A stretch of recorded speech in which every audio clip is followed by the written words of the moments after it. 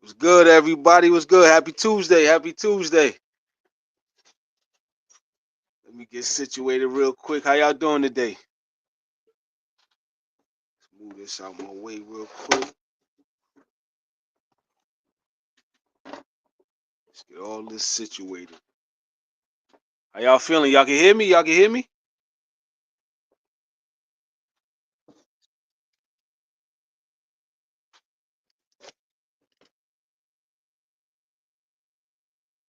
What's good? What's good? I need to know if y'all can hear me or not.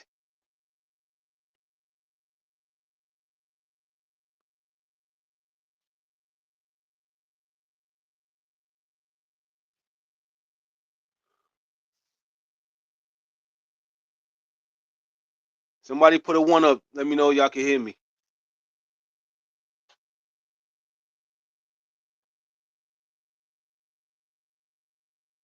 All right, appreciate it. Appreciate it. Thanks. So what's this I'm hearing? You know what I mean? I've been hearing it a lot the last couple days. I get this fixation that some people have that somebody got to go because we added Brandon Ingram. You know what I mean? I understand that it could have been a possibility, or the whole time that they offered RJ in exchange. Like people were saying it in the chats, people were saying it in the comment section.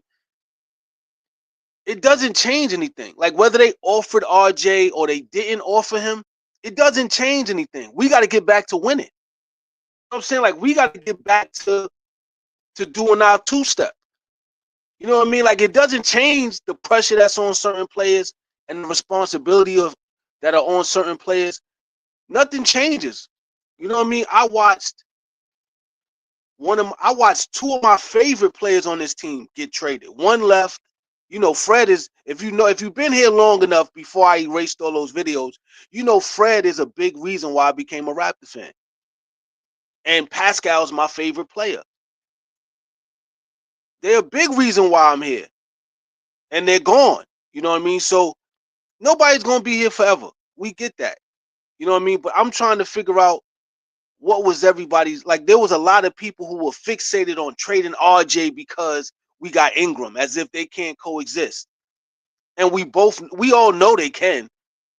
That doesn't change the responsibility that Scotty has, or Quickly has, or Darko has, or ownership and management has to make sure that we're winning again. The bottom line is that we get back to winning. All these decisions are cool, but the mission is still the same. We got to get back to winning. Top six. That's the next step. And if RJ was offered, maybe it's time. You know what I mean? Maybe he's been through a lot the last year. Like we could all agree that RJ's been through a lot the last year. So if he needs a breath of fresh air and a new scenery to collect himself and get his mind right, we got to understand that that's a possibility too. It might be mutual, that it might be too much for him to be here. You know, losing his younger brother and everything that comes with that, and then it's a bittersweet thing. They may want to salvage the relationship just for the betterment of him emotionally and mentally. It might not come down to he's just not a fit for this team. It might be something bigger and more important than basketball. But either way, the mission still stays the same. You know what I mean? We got to get back to winning. So whether RJ gets let go or Quickly gets traded or Scotty gets traded or whoever gets traded, the bottom line is this team gets back to being a playoff team, then taking the next steps to the next championship. I'm not sold on anybody staying forever. As long as we winning and getting back to where we trying to get back to, the mission is still gonna remain the same. You know what I mean? But I just noticed that there was just like this fixation that we got Brandon Ingram, and now that means RJ gotta go. Like that shit don't change nothing for nobody. We still gotta compete. We still gotta figure out how to win on a consistent basis. The goal, the mission doesn't change. I know people are they we got to lose more games. I understand that we want to remain a lottery team, but a lot of these teams are going to throw games. You know what I mean? A lot of these teams are going. They don't want us to have it all. To be honest with you, like we got it good right now. They see the big picture. They may throw a game so that we don't get the pick and get that much better. Like don't think that these teams ain't thinking and playing three-dimensional chess as well. They're not dumb, especially the teams that are in position already, a playoff position. They may try to play us and all right, you got to win this one. Put us in a position where we get the lead and keep the lead, and we're out of position to get the pick that we should be getting because it benefits them in the future as far as competing against us. Like right now, we're gonna be a big problem, even if the team stays the way it is. A lot of these teams aren't gonna get any better. Like a lot of these teams in the East are. This is the highest they can go for a lot of them. And if they're in competition with us to get free agents, it's really no competition. Because there's so many more opportunities for them to flourish here than anywhere else in the Eastern Conference. Because a lot of those positions that these young kids and new players who want an opportunity, those spots are already taken. At least here, you got a fighting chance to become a genuine starter if you're good enough. You can fight your way into getting starting playing time because there's going to be injuries, there's going to be opportunities. That's the one thing kids are going to start seeing. You're going to get a genuine NBA experience playing for the Raptors. You're not going to get that playing for any other organization. They're set in stone with their starting five or their top six or whoever they like. And you just got to fight a little harder to get in. It ain't going to be the same fight coming here. You're going to get a genuine opportunity. So I wouldn't be surprised if, you know, we win a couple more games.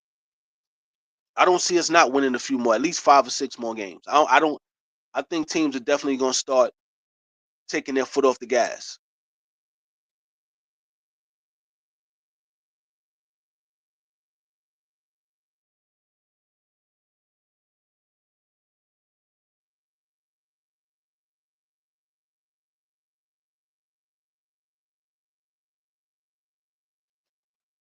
Oh, really? Oh, that's crazy. A Celtic beat writer wrote that? that's that's crazy. That's crazy. But the mission still stays the same. Like the whole nothing. I don't think anything changes for us. No matter who's here. Like nobody's set in stone. You know what I mean? So whatever it takes to make this team a winner again, I'm for it. I'm open. I'm open for all opportunities and decisions to be made according to what the mission is.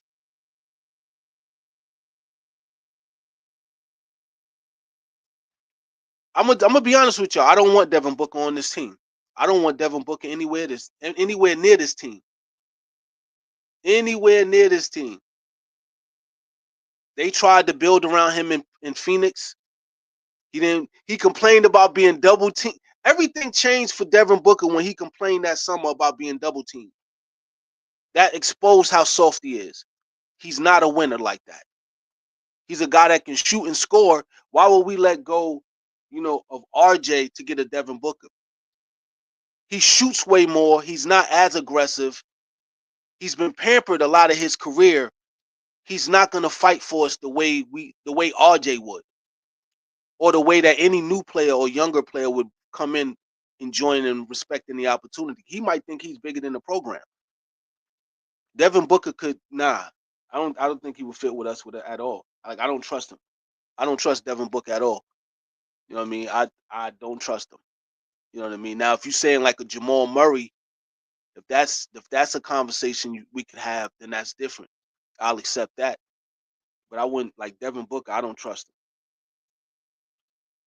But I've been hearing RJ trade rumors for like the last month and a half. People just been throwing it up in the air as if that changes anything for anybody. And it kind of annoyed me a lot. Like it started to bother me. And then when I started getting more and more, comments about, what do I think about, the conversation about RJ being, being traded or even being an option to get Brandon. That took me over the top because it's like it really doesn't change much. It's really not a real talking point. You know what I mean? There's nothing interesting about that conversation because the reality is the mission is the mission. Like we got to find pieces that got to make us winners again anyway, and guys got to learn how to win. Having RJ on this team is key to us winning. But if they feel like they can make a move to do something, I wouldn't put it past the ownership to make a decision like that. So I mean, there's a certain sense of reality and caution in that.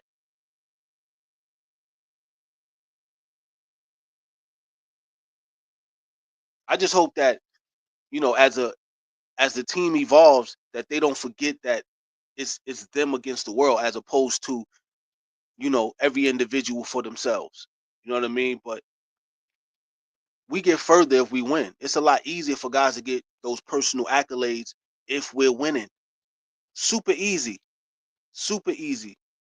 You know what I mean? And like I said, there's people that are just fixated on just RJ going. Like that makes life easier for anybody. I think having RJ attack from one side and Brandon Ingram attacking from another side, and Scotty batting cleanup, quickly being point, Jakobe being in the post, it sounds like money to me. It sounds like money to me. We got a bench that's evolving. Of course, we're gonna add on to it, but listen, I like what we got. Like I want to see what we got before we even make a decision to let anybody go. Then we got Robinson, who popped out of nowhere. I like Robinson. He knows how to move around and play without the ball. And I and I watched dudes I watched dudes intentionally not giving him the rock, which is funny to me. Because if your big man gets a block on one end, you got to feed him on the offensive end. But hey, if Quickly could hit that three in the corner, I get it.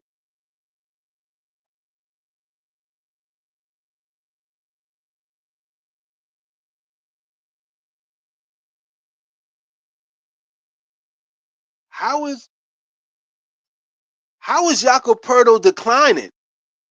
He just He's getting us a double double. You don't have to be super athletic to get us a double. He's proven that. Like declining how? You mean his production? He played for Pop. He knows how to play basketball. You know what I mean? And I hate the fact that people want certain players traded because it makes it easier for the person that they really want to talk about and shine. Like let's tell the truth. Jakob being traded, or let's say RJ being traded, doesn't make life easier for Scotty. Because some people have this thing where if they're out the way, it's easier and it's easier for him to shine. Nobody benefits if either one of them are let go. Nobody. You know what I mean? He's not. I don't see. The only thing about Yak is he has to remain healthy. If he's healthy, we get a double double. At one point, he was averaging six. He was sixth in rebounding. He was getting us what, like 15 and 11, close to 12 rebounds a game. Those are skills. He's getting us easy buckets. Listen. There's no way I will let go of Jakob. You know what I mean? Unless we can get a younger Jakob, then that's different. But if we're saying just let him go for the sake of he's declining, nah. I like he's producing. If that's the case, the Bulls would have let go of fucking Bill Cartwright.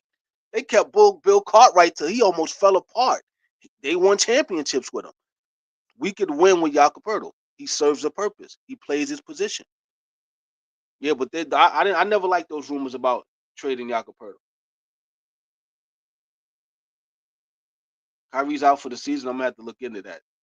I mean, that doesn't mean anything, especially not for Dallas. He's never been one that can lead a team anywhere anyway. You know what I'm saying? That's why they're trying to add Kevin Durant to the mix. But that team ain't going nowhere with Kyrie leading them.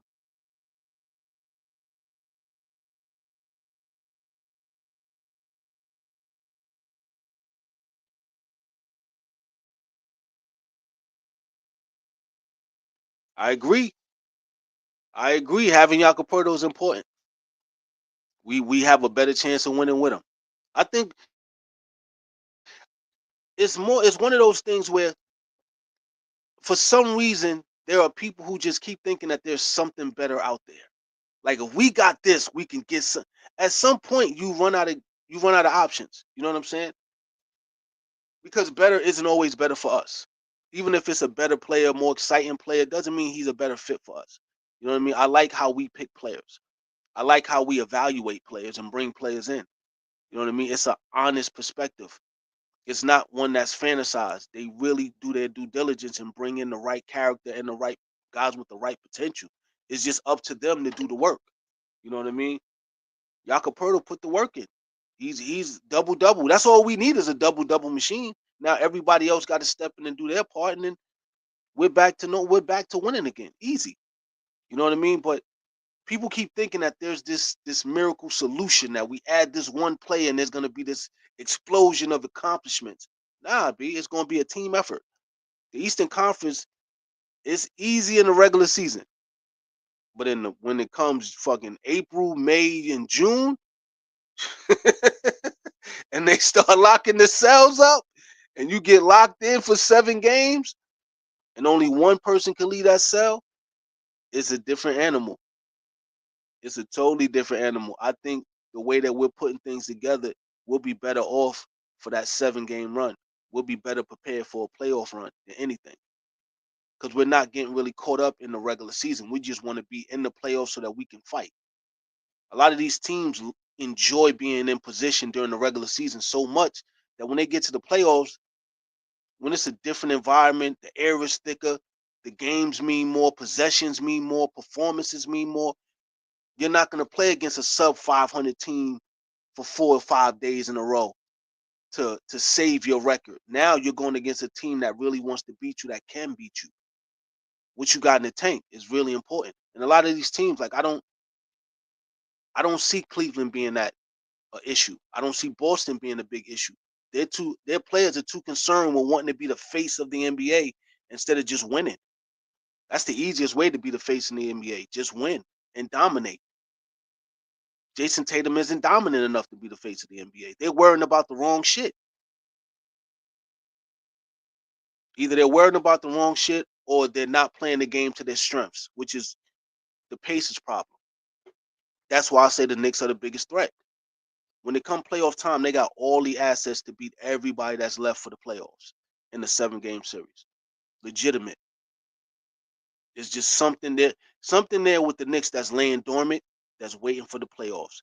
I think a lot of those teams that got a match, whoever got a matchup with them is gonna have a problem because it's just gonna be you and them, and they're gonna do you dirty. I think that's a team we got to pay attention to because there's gonna be a big difference between what they do during the regular season and what they look like in the playoffs.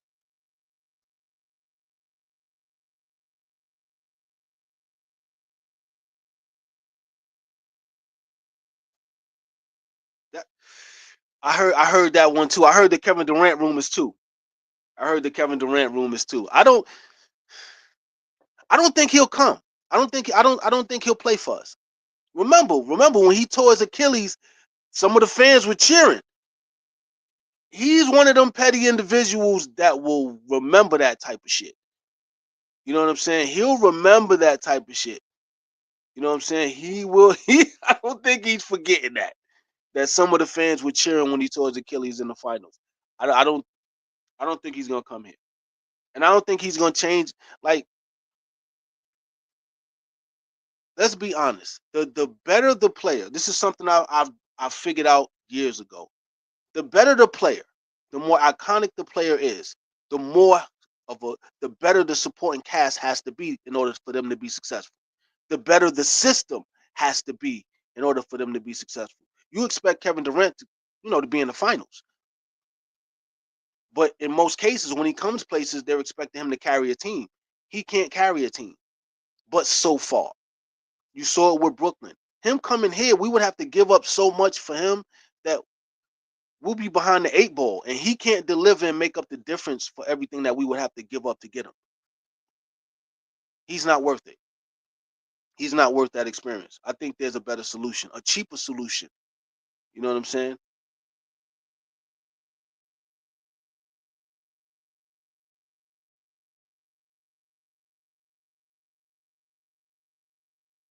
Nah, I wouldn't trade. You're right. I am crazy. I wouldn't trade RJ for Devin Booker.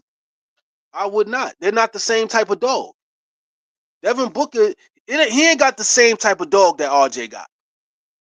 The NBA team, like the amount of pressure that RJ brings when he attacks the basket continuously, is totally different. Devin Booker, he wants to shoot that jump shot.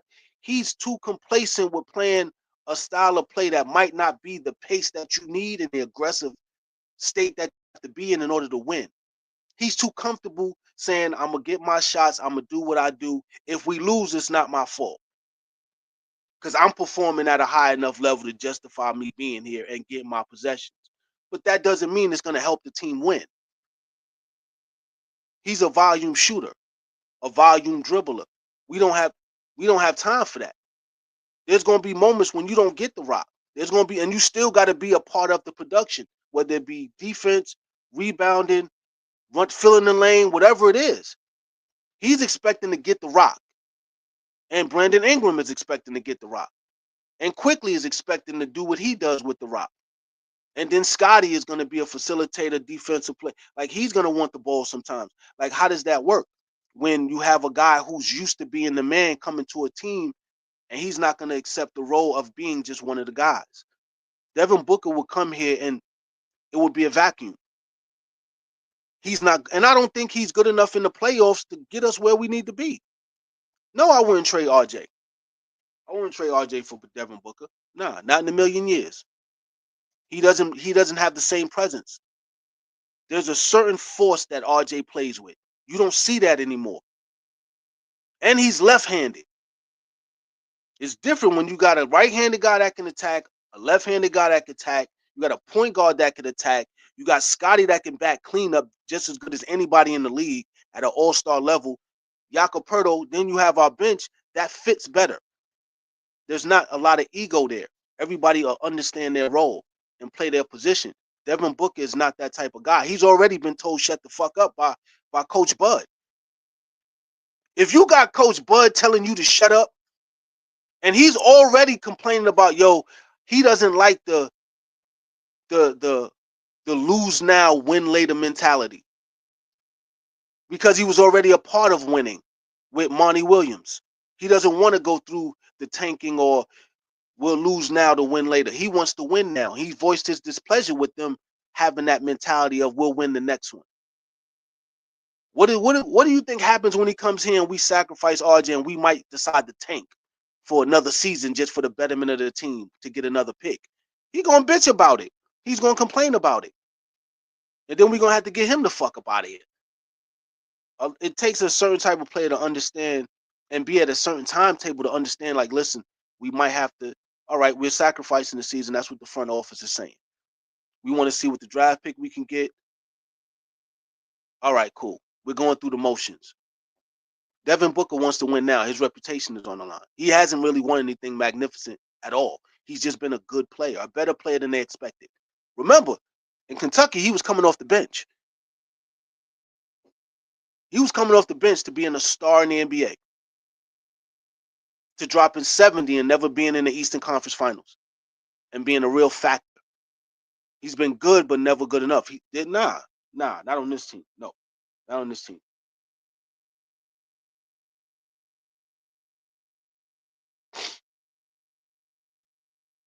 I'm not overrating RJ at all.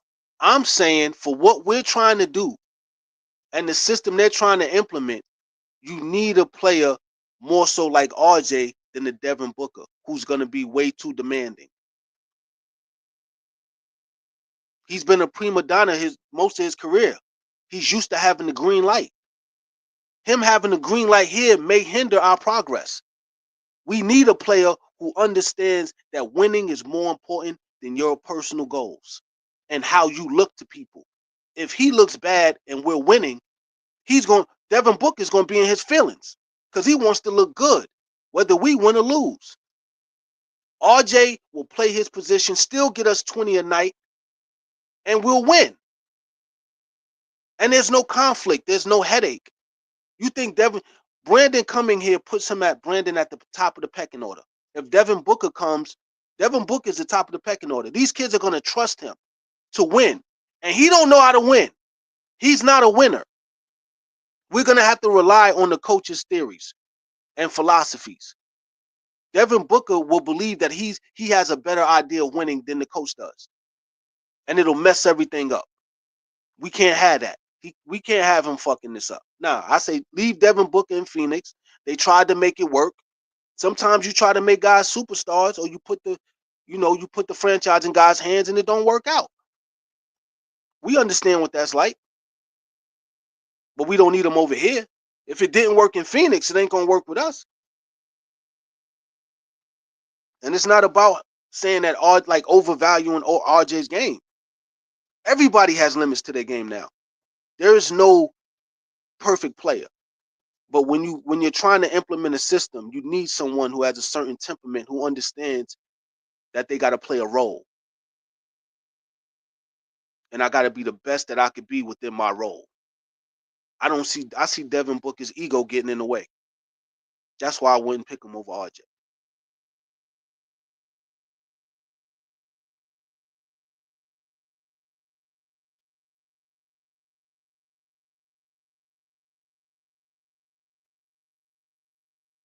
Everybody, everybody's a bad defender because nobody can play defense anymore. Nobody can play defense really. There is no real defender. None. You can't really play defense anymore. Especially if you fucking 6'5", 6'6". You can't really play defense. If you're 6'9" and you're Scotty size and you're athletic, you can play defense in this NBA because you got the length, you got the athleticism, you have a lot of things that play to your advantage. When you're a guard trying to guard somebody, you can't be physical. You can't even turn guys full court anymore. You can't do a lot of you can't hand check. You got to stay in a certain position. When the ball goes a certain way, you got to move closer to the basketball, which opens up passing lanes and shit. It's a lot of rules they put in place to stop certain guys from being more potent defensively. And you can't, if a guy gets the initial dribble on you and he got a half a step on you, you got to let him go by you or you're going to get called for the blocking. I think RJ is a better defender than people give him credit for, but he can't be physical. I think he's more of a physical defender than someone who can shift their feet.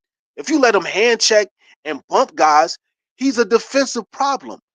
But if you tell him, yo, listen, you got to play with your hands tied behind your back, just try to use your foot speed and slide. You can't stand in front of no point guard on the switch off if all you got to do is slide and you facing fucking Trae Young or fucking De'Aaron Fox, fucking LaMelo, fucking Jalen Brunson. Like, they're going to go right by you. Or you're going to be put in a situation where you got to give up a passing lane because you got to commit to a position and move closer to the basketball.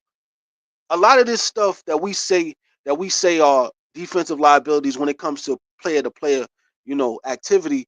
A lot of it is them having to follow those rules, or they'll be called for a 3-second, or they'll be called for some bullshit that was never called before in the NBA until now to make the game easier and more 3-point friendly. I don't think RJ is a defensive liability. If they could get back to allowing guys to be physical and be up close and personal, look at how RJ's built. Like, you really think he can't manhandle and move these motherfuckers out of position and make life difficult if you let him be a little more physical? Shit, his whole game is physical, especially when he's attacking the basket. I think he's a better defender than people give him credit for, but he can't do any of that shit because the rules are the way that the rules are.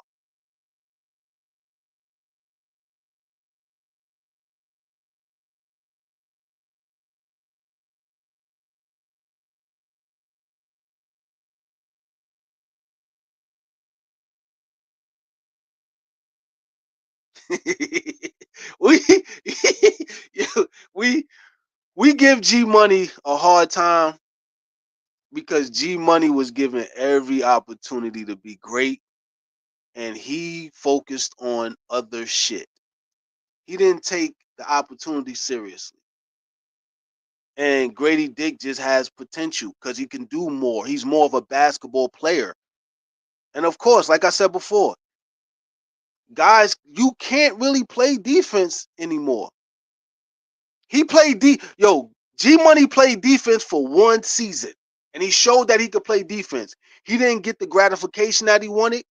He wasn't made all defensive, which is just normally 3 all defensive teams. They only had 2. So, okay, cool. He didn't make it. He stopped playing defense because he thought that was his way into a max deal or a max-ish type of deal. He was trying to backdoor into a bigger deal, a 9-figure deal. It didn't work. So he doesn't play defense anymore, as you can see. Grady Dick he's in his second year. You expecting him to guard NBA players, especially on the switch off, and you got to guard these point guards and anybody with good ball control that could go by you. Now, if you're saying a man is blowing by him, cutting behind him, now that's a problem. But if you're saying he's not fast enough, Nobody's fast enough anymore because they're not allowing guys to play defense. You know, there is no player that can slide and keep up with perimeter players nowadays. Unless you're like 6'9", 6'10", you can stay in front of them a little bit longer. But if you got somebody with a bag, as you kids, as people would say, they're gonna get by you at some point because the rules are designed that way. And Grady Dick he's a good player. He does a lot. There's a lot more that he offers us as a basketball player in totality that G Money just never did. He didn't rebound. He didn't do none of that shit. Like, he didn't move well without the ball. One dimensional, one move. He had one move. He wasn't athletic. He was not athletic at all. G Money, he looks like he could bounce off the ground. He has no athleticism at all. I have never seen a two guard 6'5" with no athleticism. I've never seen that before. He's the first that I've ever seen in the NBA with zero athleticism.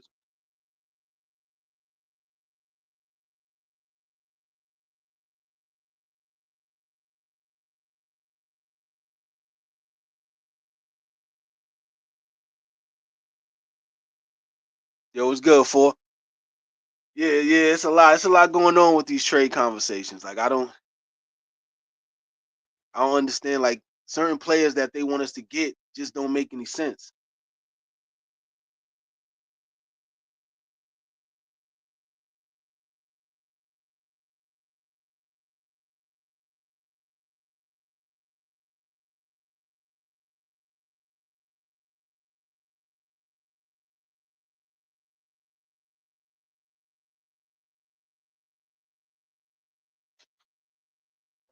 I just want to see who we end up really getting. You know what I'm saying? We're not gonna know who we gonna end up getting and how everything works until we actually see it. But but some people think like they have this hid like this underlying like frustration where they feel like certain players are in Scotty's way. And that's not true. Scotty's in Scotty's way because the way the game is and the way his game is, he has to play to who he's always been instead of who we dream he could be. I don't know what people's fixation is with us having a superstar. You don't need a superstar to win.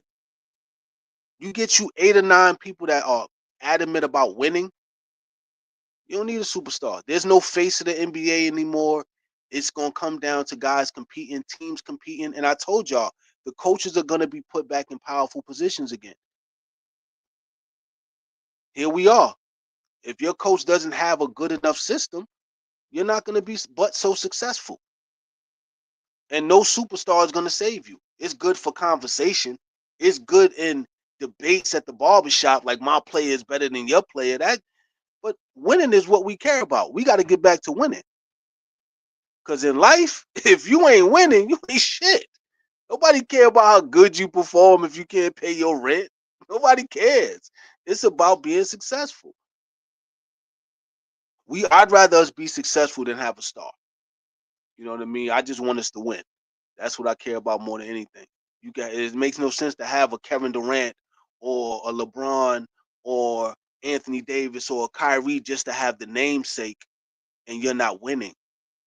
You know what I'm saying? It's just, for me, it ain't cool. We got to get back to respecting winners. Like, I never thought I'd ever see the day when we don't respect winners. Like, nobody respects winning. I don't like Boston. Don't get it fucked up. I don't like the Celtics, but I respect champions. Niggas ain't giving, like, they get, Denver don't get no love. Boston ain't getting no, like, nobody's getting love for winning. Even Cleveland. Like, they're winning, but in the back of my mind, I still don't trust them motherfuckers. I think that's LeBron's team. And I think they not going nowhere in the playoffs. I think they going home. I don't think Cleveland is going nowhere. I don't respect what they doing in the regular season. And that's crazy because I should. I'm trying to figure out why I ain't jacking it. Like, these dudes are super successful. I'm looking at it like, nah, I don't believe it. Instead of like, yo, that's some good basketball being played. I like Donovan Mitchell. I like Darius Garland. I watched Darius Garland in college.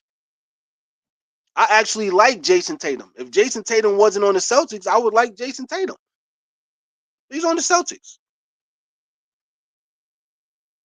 But we don't respect winning anymore. We don't respect winners. Like we respect those names.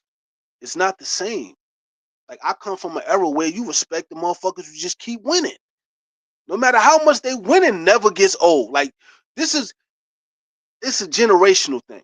Like I see this generation and a few generations after mine. Like once you start winning, they get I ain't jacking it because they winning too much. What the what?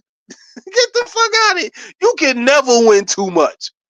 You can never make too much money. You can never be too successful. Winning begets winning. Winners, you got to keep winning as long as you can until you die. Like we're just in this place where people don't respect winners. They rather just have these. They just like superstars, like personalities. They rather have that than winning. That's crazy.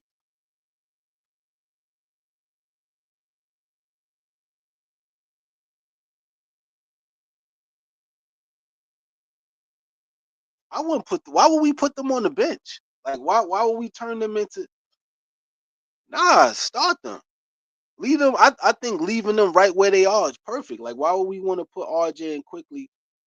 You know what I mean? And nah, I can't have them come off the bench. Like then we would have to find justifiable replacements for them in the starting lineups. And in order for us to replace them, we would have to get a ridiculous name with ridiculous achievements, which means we would have to sacrifice a lot just to get that player in hopes of them becoming a asset to the culture of basketball we got here. That's a big gamble. Like even with like we this team ain't positioned to have them come off the bench. We need them playing key minutes to draw attention to make things interesting. Like a lot of these players in the like I don't think the NBA is good enough to the point where we got to shake up our starting five now that much. Now, if you're saying you want Jakobe to come off the bench because of health, cool, I get that respectfully. But if you're saying quickly and fucking RJ coming off the bench, like it got to make sense as far as the players we get for that. You have to be really good to make that even an option. And we just gave quickly like 175. So it's like we got to get some type of return on the investment. And it's not like he can't play. He just hasn't been healthy this season, which is weird. But it's part of the game. Everybody has these weird spells of, you know, not being available, which is, I don't understand that. But I don't think them coming off the bench is like that's not an answer. It would be great, but we would have to have players that are that much better than them and that much more consistent in being better than them to justify that. Definitely bring Grady off the bench. Yes, bring Grady off the bench. Respectfully, yeah, yeah. I definitely want to bring Grady off the bench. Him and Abaji. Him O'Shea should come off the bench too. But we look good. We got a good. We'll have a good bench after this season. A competent bench. A bench that knows what the assignment is and be able to execute. We're gonna have a good enough bench, and we'll have a good enough bench to hold down the starting five. I think we go. I think the way that Orlando is the apple of everybody's eye as far as being that young team with potential and upside. I think we're gonna take that place. I think we're gonna take that place because they're falling too much into the superstar thing. You know what I mean? Banchero has to have a great game for them to win or to be in certain games. Uh, and they used to look like a stronger team. I don't know if it's injuries, but they looked more formidable last season. The injuries may have slowed them up, but also the NBA may have adapted to how they play and start taking them a little more seriously. I think we can come into that spot and take that spot as a young team with upside because we already want to compete with them anyway. And the fact that we were able to beat them straight up, like they could say whatever they want. That was an ass whooping. We was up by 19 with 8 minutes left to play in the fourth quarter. All that they could have crept their way in. That's the NBA is designed for leads not to be safe, but being put on the line 42 times does help. They got 42 free throw attempts. us, we would have been up by 1,000. We would have. They got some home cooking. It wasn't as close as the score dictates. It was over. They wasted all their energy trying to. We took our foot off the gas. We was done. We knew we were going to cruise to the victory. I think we're good enough to compete with Orlando for that new spot. And as far as Detroit, I think we got Detroit covered because those veterans that they got, if they don't get paid, they leaving.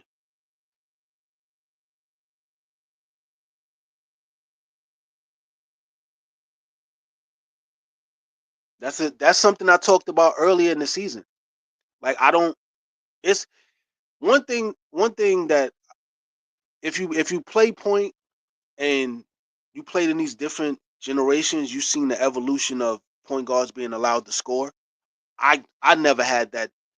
Coach might give you the green light 1 or 2, 3, 4 games, a month, but not too often when I played. Like you were on a short leash. Now you got an opportunity to score and like you have the basketball in your hands. Self-preservation is rule number one. And if you're a point who likes to score, you're looking for your scoring opportunities a little bit more often than you should.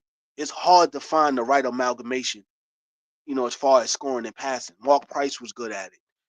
Chris Paul was good at it. Kevin Johnson was good at it. You know what I mean? But John Stockton had a cheat code. He fucking gave the ball to fucking Karl Malone, and Karl Malone shot a perimeter jump shot wide open. So we're not going to say John Stockton, but so much. You could say the Magics and guys like that who had to really, the Mark Jacksons, guys who had to figure out when to score, when to pass. He's what this new NBA was catering to. They were catering to the John Walls, to the Derrick Roses, to the non-traditional athletic scoring point guard because that's what the fans wanted to see. But when you realize that there's a responsibility to feed everybody because you can only go but so far with your abilities and thinking that way, it limits everything. So I think he should figure out what we need. But I think it's not easy. I don't think he's more of a scorer than he should be a facilitator. But when he has those opportunities and he's attacking and they can't answer it, we're gonna have to play off of that. But I just don't want him to be drunk with power. You know what I mean? Or be corrupted with all these opportunities that are going to be in front of him because they can all be traps and we could lose because of it. But he's exactly what the NBA wanted when they had all before, you know, we started to calm things down and before, the Trey Youngs came who showed you could do both. When you got the Tyler, Halliburtons and shit like that, where you have no choice but to be more of the passer because you have a better team and your jump shot isn't as good. I think Quickly has to figure that out for himself. You know what I mean? And he's going to be one with the Rock, so there has to be an understanding of when and where for him to shoot and pass. But I think having Scotty makes it easier because Scotty's a facilitator, so Quickly can move around without the ball, um kind of like what Steph does in Golden State. He can move around without the Rock, and he can get his scoring off that way, while Scotty is the facilitator and runs the offense at times.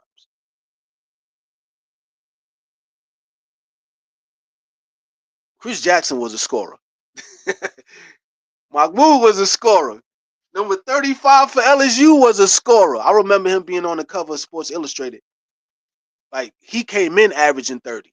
He came in being the man. Nah, he wasn't a pass. He wasn't a pass at all. Chris Jackson was a bucket getter. But they lost to my man Kenny Anderson and Lethal Weapon 3 in the Final Four. They should have won that game though. With Stanley Robertson and Shaq, there's no way LSU should have lost that game. Like I would, but hey, shout out to Kenny Anderson.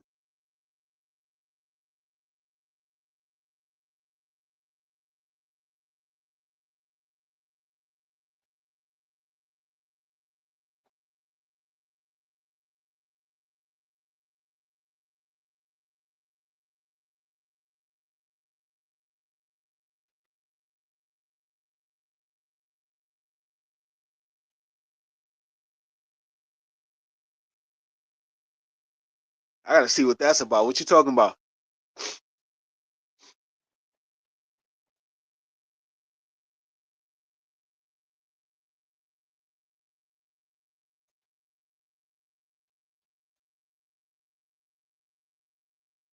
I think a lot of the stuff that we see on the court, and we're watching it from such a great perspective. You know, that camera lens is like I talked about it a year ago. Like that camera lens is at the bird's eye view. It's at a perfect angle to see everything. When you're on the court, it's a totally different perspective, and everything happens fast, and you're relying on instincts. You know what I mean? There's not a lot of thinking because a lot of guys can't think that fast on the basketball court, right? We're expecting them to, but you got professionals moving at warp speed and everything happens. All the opportunities and windows open and close so quickly. No pun intended. But you kind of just go into certain modes where you'll just see a gap and you'll attack it. It might not be the best option, but you're looking at it as we are down by 4. It's 10 minutes, 10 seconds into the clock. I got a good 3 minutes left in the quarter. If we can chop this now, and maybe get an extra possession down the line, we might be able to tie this thing up going into the next quarter and be able to fight a different fight. Like like it's harder for us to gauge just how much space they got because we're seeing it from our perspective at home, which is the great camera angle. We're not seeing it like when we play, we don't see like it you might not see none of that shit. You seeing these little gaps that are really, really small, but it looks bigger to us because we're at home. On the court, that shit might look so minuscule, or it may look wide enough for you to get through and get your bucket off so that you can get maybe another possession to chip the lead away. And we're just looking at it from such a different perspective. So our logic and how we're thinking is different based off of our point of view than theirs. You know what I mean? So how we see it, he might not see it that way standing on the court initially. You know what I mean? And that goes for every player on the court. Like it's a little more complex, you know what I mean, than what we're trying to make it out to be because we're not on the court. You know what I'm saying? But I think some things get lost in the visual for us and them. You know what I mean? I think it's gonna be harder for him to find that true amalgamation of passing and scoring when you're thinking about the game, where you are in the game.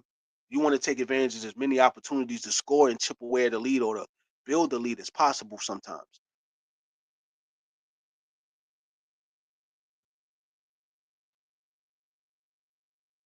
Yeah, he's wilding. He should have came to Toronto, but he had a life off the court that was he was running around in them streets. I don't know. I think it'd have been worse in Toronto. There's a lot of beautiful women in Toronto. He'd have went ape shit. So, you know. Oh, you talk about shit. King Rice from upstate New York, the one that played for North Carolina. He was a football star too. Yeah, King Rice was a football star. Rod Strickland, Hot Rod was definitely super nice.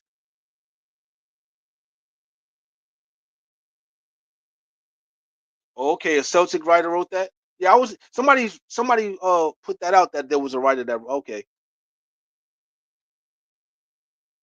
All right, cool. But I just don't but any like either way, like because I kept hearing people wanting RJ to get traded. I just don't see the logic in it right now. You know what I mean? But I can understand it if it happens. But I just can't see the logic in it right now. But it just bothered me just to have that as some type of conversation. Even when you Google it, it shit pops up.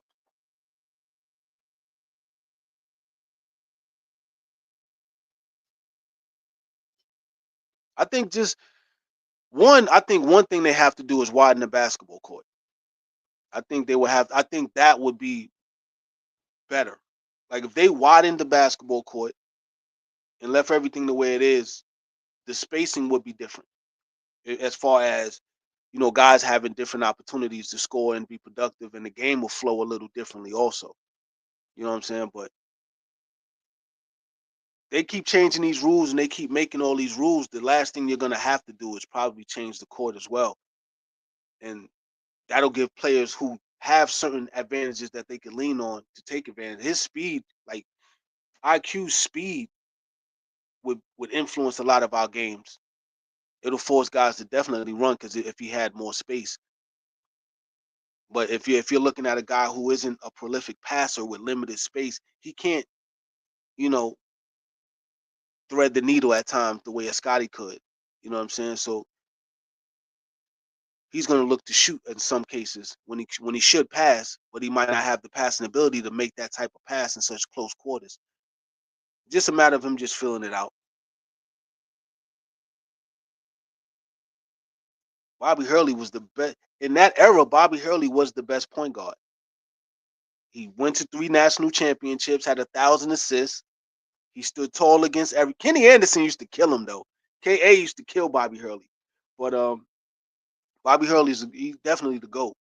That era of basketball, it wasn't until fucking Jason Kidd came in the NCAA tournament that stopped it. Cause that Bobby Hurley went to 3 consecutive national championships. They lost to UNLV, won 2 in a row, then got stopped. Jason Kidd stopped them. Good California team. But Bobby Hurley's I put him ahead of KA's my favorite. Kenny Anderson's my favorite. Even Gary Payton was playing during that era. Gary Payton was running around. It was a lot of Todd Day, Lee Mayberry. You had Eric Murdoch. You had Chris Corciani. You had some. There was some. There was some point guards out there that was a problem. It was quite a few points out there, but you had Hollywood Robinson over in Alabama with fucking Robert Ory and what's my man name? Latrell. You had a lot. It was a lot of point guards floating around. A lot of point guards floating around. A lot of point guards floating around back there.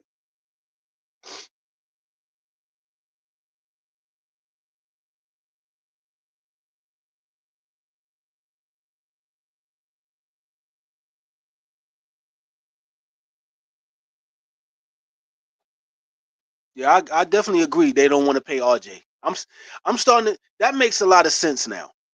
That makes a lot of sense. Now, if people are saying they don't want to, like, if that's people's logic when they say trade RJ, I get it. I understand it. I understand it because there's always been that theme when they don't want to. They only want to pay who they want to pay. Like a certain portion of the fan base, they only want to pay who they want to pay. They don't think the 200 and some odd million for Scotty was excessive. Now, when you see the role that he's gonna have to play, it looks excessive. And we all knew he wasn't, but he qualified for that money. So cool. You didn't want to give Pascal that money, who went to the Eastern Conference Finals and went to the and was an All-Star again on a team that didn't even give him the rock. That's respect. That's total respect. When they not even giving you the rock like that, you still become an All-Star. He should be averaging 25, 26 a game. They just Tyrese ain't giving him the rock like that. They not feeding him right. He still became an All-Star. And people felt like he didn't deserve that paper.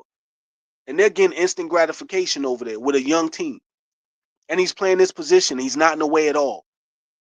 They got their own program and how they running it. He just fits in. He could have did that here. But it is what it is. People, it's like some people only want to pay who they want to pay. I say pay RJ. Who else are we going to pay that money? Who we going to give that money to? He definitely deserves that bag. Oh, wow. Sherman Douglas is Syracuse. You can go to the general. My man, the general that played for Georgetown. Yeah, shout out to Sherman Douglas. He was throwing alley-oops all day. Even Pearl Washington before him. I didn't get a chance to really get into watching Pearl Washington, but I watched a lot of Sherman Douglas. A lot of DC, a lot of Ronnie Cycli, a lot of Thompson. Billy Owens came.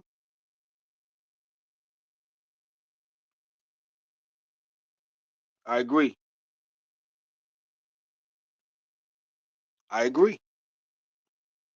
I don't think we should let go of a guy who's that has that toughness. Because a lot of scorers ain't tough now. Like, let's be honest.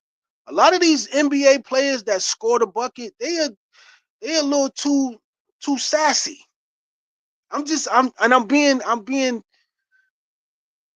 honest. Like, they too soft. They too it's not there's no there's no soldier there. You can look in their eyes and tell that they just do this to do it. There's no reason. They're not trying to seek and destroy. RJ is trying to seek and destroy. Everybody's too nice. Everybody just, I don't know, man. It's not the same. I wouldn't trade RJ for anybody. There's no player that I would trade him for. You know what I mean? None. Now, if you're saying Giannis, well, that's crazy. That's like an extraterrestrial moment. That's out of space all the way. But under no other circumstances. You know what I mean? Like, should he be a part of any trade conversation? And if we still and if he's still under contract to 2027, what's the sense of going to pull out the checkbook anyway? Like, just watch and wait.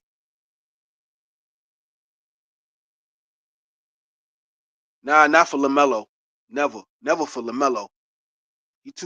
He's nice. LaMelo Ball is nice. Now, if you're saying quickly for LaMelo Ball, that's different. But RJ, nah, that's a dog. You can't trade. Nah, LaMelo ain't got that dog in him. He could hoop. He just out there playing. He ain't out there playing with a purpose. He ain't trying to win. He just want to hoop. He happy to, you know what I mean? He nice. There's a difference between hooping and being good at it and being a winner. Like, everything about RJ says he wants to win. It's just a force that he plays with. You can see it because I've seen it before. Some guys want to win more than anything and have the ability to win.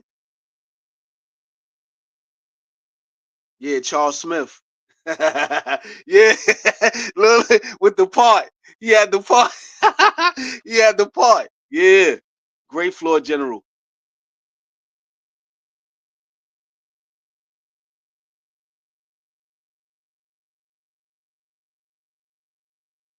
Yeah. Yeah, Charles Smith was the general. Yes, sir. Yeah, that part. Yeah. Yeah.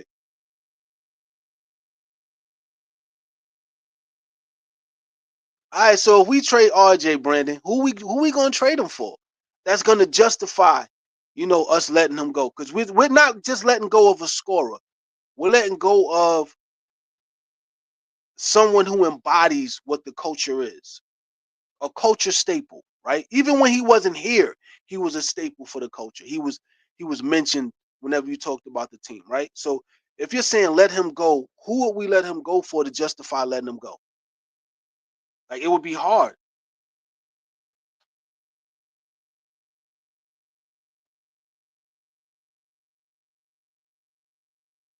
How does he not fit with them? How does he not fit? How does I don't understand how RJ doesn't fit with them. He attacks from an opposite side of the court. Like, he's left-handed. You could just send him to the opposite side, the weak side. If the strong side offense ain't working, kick it, swing it.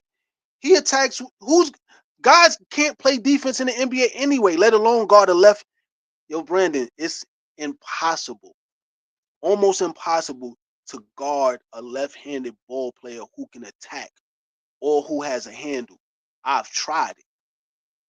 It throws you off because you're right hand dominant, right leg dominant.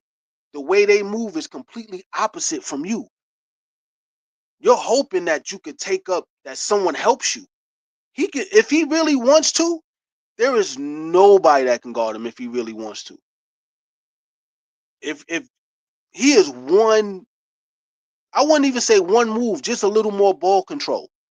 Like, if he could just had a little more creativity off the dribble, there's nothing that they could do. A left-handed ball handler has a clear advantage. Hell, LeBron has a clear advantage. People forgot he's left-handed. Everybody forgot that LeBron is actually left-handed. He shoots with his right. So what? He taught himself how to shoot with it. He can still shoot with his left too. Left-handed ball players always have the advantage. You know what I mean? But when you're saying no spacing, guys got to move around. There's always going to be spacing. If guys are moving around, if you're just standing still watching, yeah, there's no space. But if you're moving around, it's going to always be space. I can't just let go of RJ just for the sake of who are we going to get for him?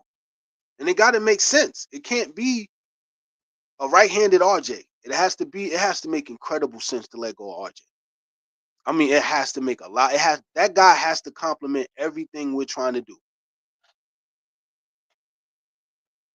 Because those games that RJ can get us 25, 26, and we can get in position to win, we can't just give that up for, a replacement in hopes.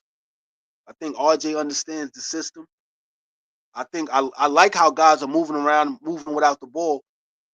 The way we played against Orlando was cool. I enjoyed that. Too many turnovers, but still productive enough to win against a formidable team. And Darko had those guys ready. I give Darko a lot of shit for guys not for the team playing the way they play sometimes, but when they play well, you got to give Darko, you got to tip your hat to him. You know what I mean? But if you're saying spacing, I don't think spacing is going to be an issue. I don't think spacing is going to be an issue. You just got guys cutting, and you don't have a lot of time to move around anyway. So how much space do a guy really need? It's not like we want guys to go ISO all the time anyway. I think player movement and ball movement is going to be important also going forward.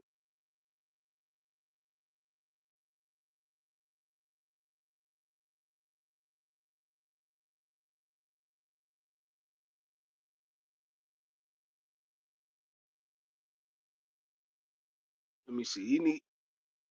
If you're saying RJ needs to, if you're saying RJ needs to be able to finish, like a lot of NBA players need to finish. Like, I mean, I don't know what it is. I'm gonna be honest with you. I don't know what it is about with guys around the basket. Like, I'm gonna be honest with you. Like, I never understood that. Because when you look at how close they are to the basket and how it, like, I don't know, because optically it's like, nigga, you're right there. I think they're rushing it in a lot of instances, getting around the rim. I think there's this rush, and they got to work on finishing. You know what I mean? Like, there's a different touch around the basket, but then there's this fear of the shot getting blocked and all that other shit. Not being able to see the basket because you got a 7-footer in front of you, and being bumped and fouled and not getting to the free throw line, which he should be getting to the free throw line a little bit more. But they should all be able to finish around the basket. You know what I'm saying? Like, I think everybody should. I think as an NBA ball player, I think that's against us. They'll finish all day long, but I think it's just they're in such a rush, and there's this fear of getting the shot blocked, or I don't know. But you are right.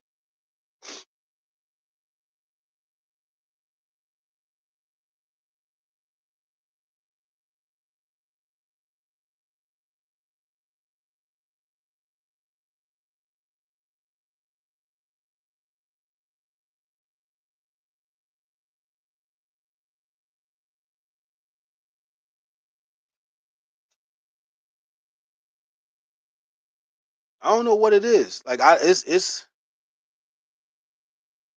I don't know what it is. Like, you can't miss layups. You can't miss. You're right there. You know what I'm saying? I don't get it. You know what I mean? And as a kid, you play on bitty rims. That's one of the things we did in the summertime. Like, we would play on the bitty rims, and then we go to the regular court. And it isn't. You got to adjust optically. Like, there's a different optics to it. You know what I mean? You're a lot closer. The shot has to change. But we always made that adjustment, and we couldn't wait to get bigger, taller, faster, stronger. We couldn't wait to grow into having that same experience on the regular court. But it's I don't know. I don't know. There's no way that they should be missing those layups.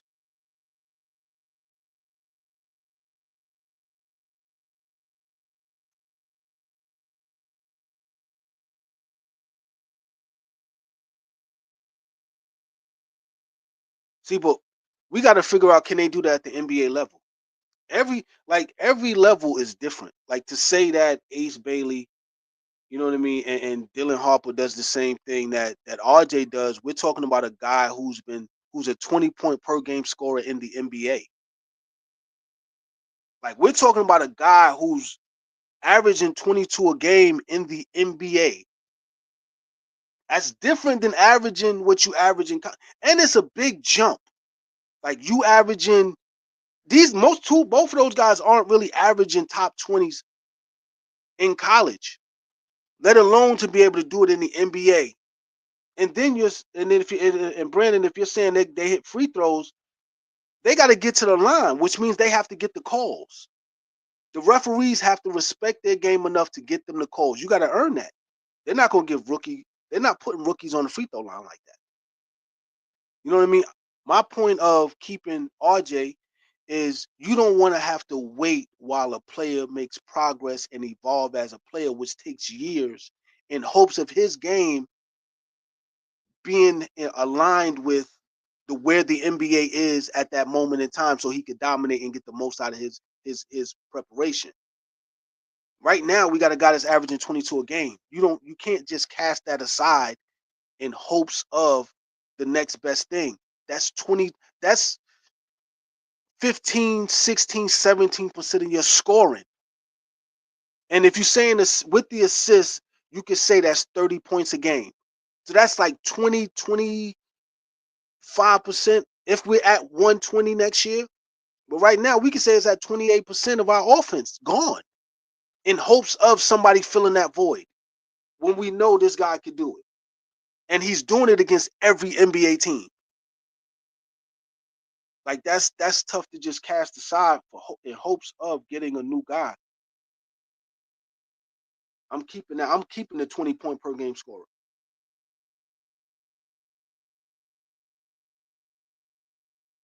You know what I mean? You can't just like scoring 20 a night in the league is not easy, man.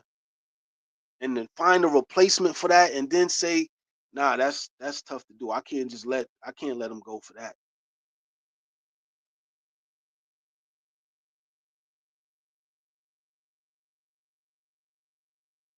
Yes. I would have. They should have waited before trading Pascal,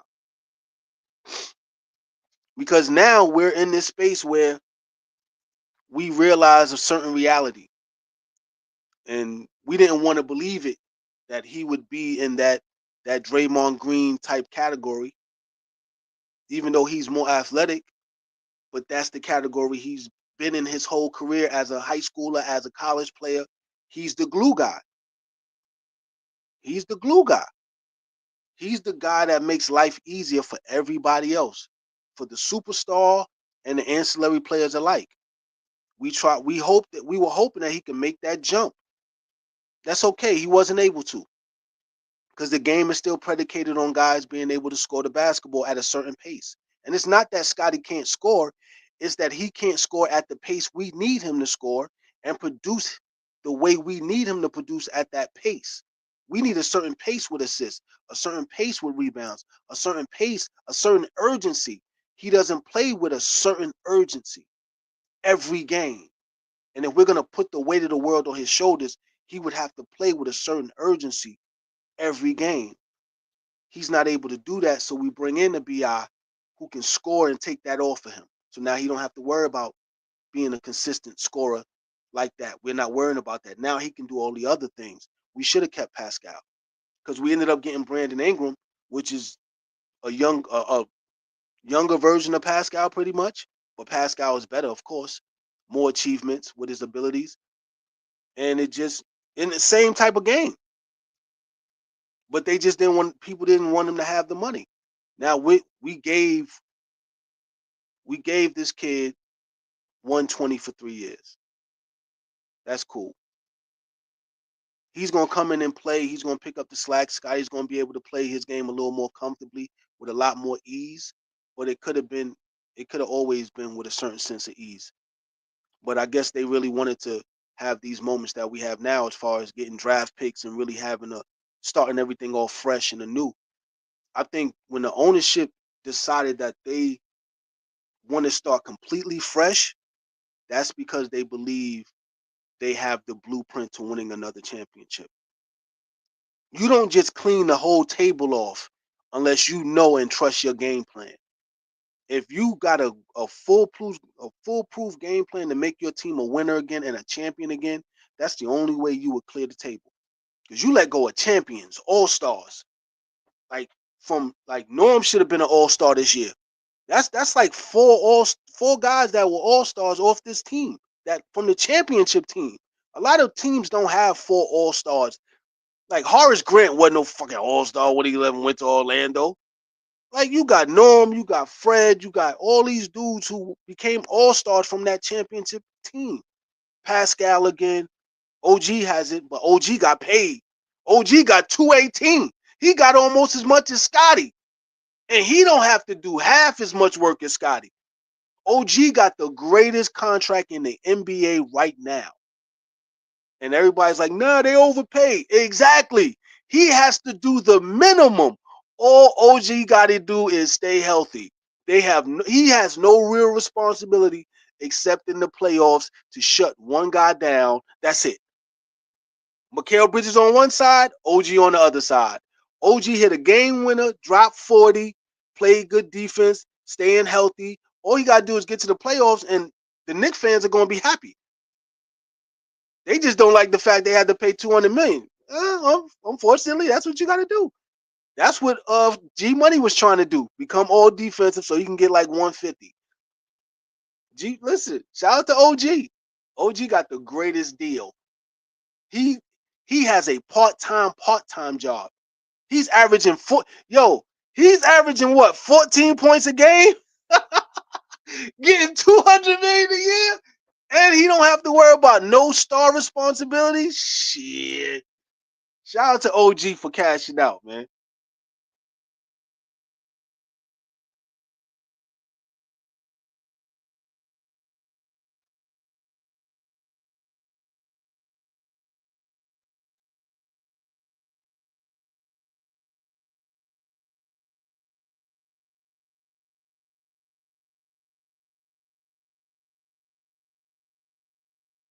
Yo, who's Orlando's creative player?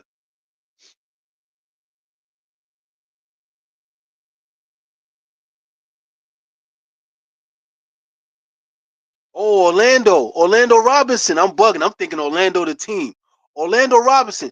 Yo, where the hell did Orlando Robinson come from? I'm lost on that one. My bad for misreading it. Yeah. Yo, where did he come from? And the fact that he looked so comfortable on the court, moving around without the rock, blocking shots. Yo, he blocking shots, filling the lane, and looking to get the ball back. You a hooper when you do shit like that. And they not respecting his gangster. They gotta feed him, man. They definitely gotta feed homie. He knows how to play. He knows how to play. 6'10". Hey, he could hoop. He could hoop. Yeah, I think he could too. You're right. I think he could. I think he could come off the bench for the second unit. I'm wondering. All right, Chris Boucher is not playing. I haven't heard an injury. I've been seeing coach's decision. Is he supposed to be Chris's replacement, or they sitting Chris so that they can watch him and see what we got as far as Orlando Robinson? Because there's no reason for Chris not to play.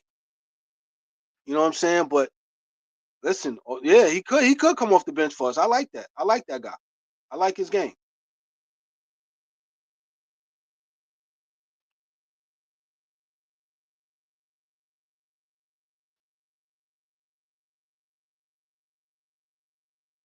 Thank you. Thank you. And the fact that you pointed out Keith Van Horn, you know exactly what you're talking about. I don't see the generational talent in Cooper either. He's gonna be good, but I think he's gonna need a lot of possessions, and his game is gonna be different than it is in college. He's gonna be more in the post, more perimeter. It's gonna be a different pace game for him. I it's not gonna be. He's gonna be good, but I don't think he's gonna be what they're professing him to be. I don't think he's the number one pick. You know what I mean? I think Ace Bailey is a little better. I think there's a few other better options depending on the teams that are lined up to get their player. But he's been playing. He comes from a basketball family. He's definitely going to perform, but you just don't know. You know what I mean? You don't know where he'll fall and what his game will, how his game will translate. But he's going to need a lot of possessions.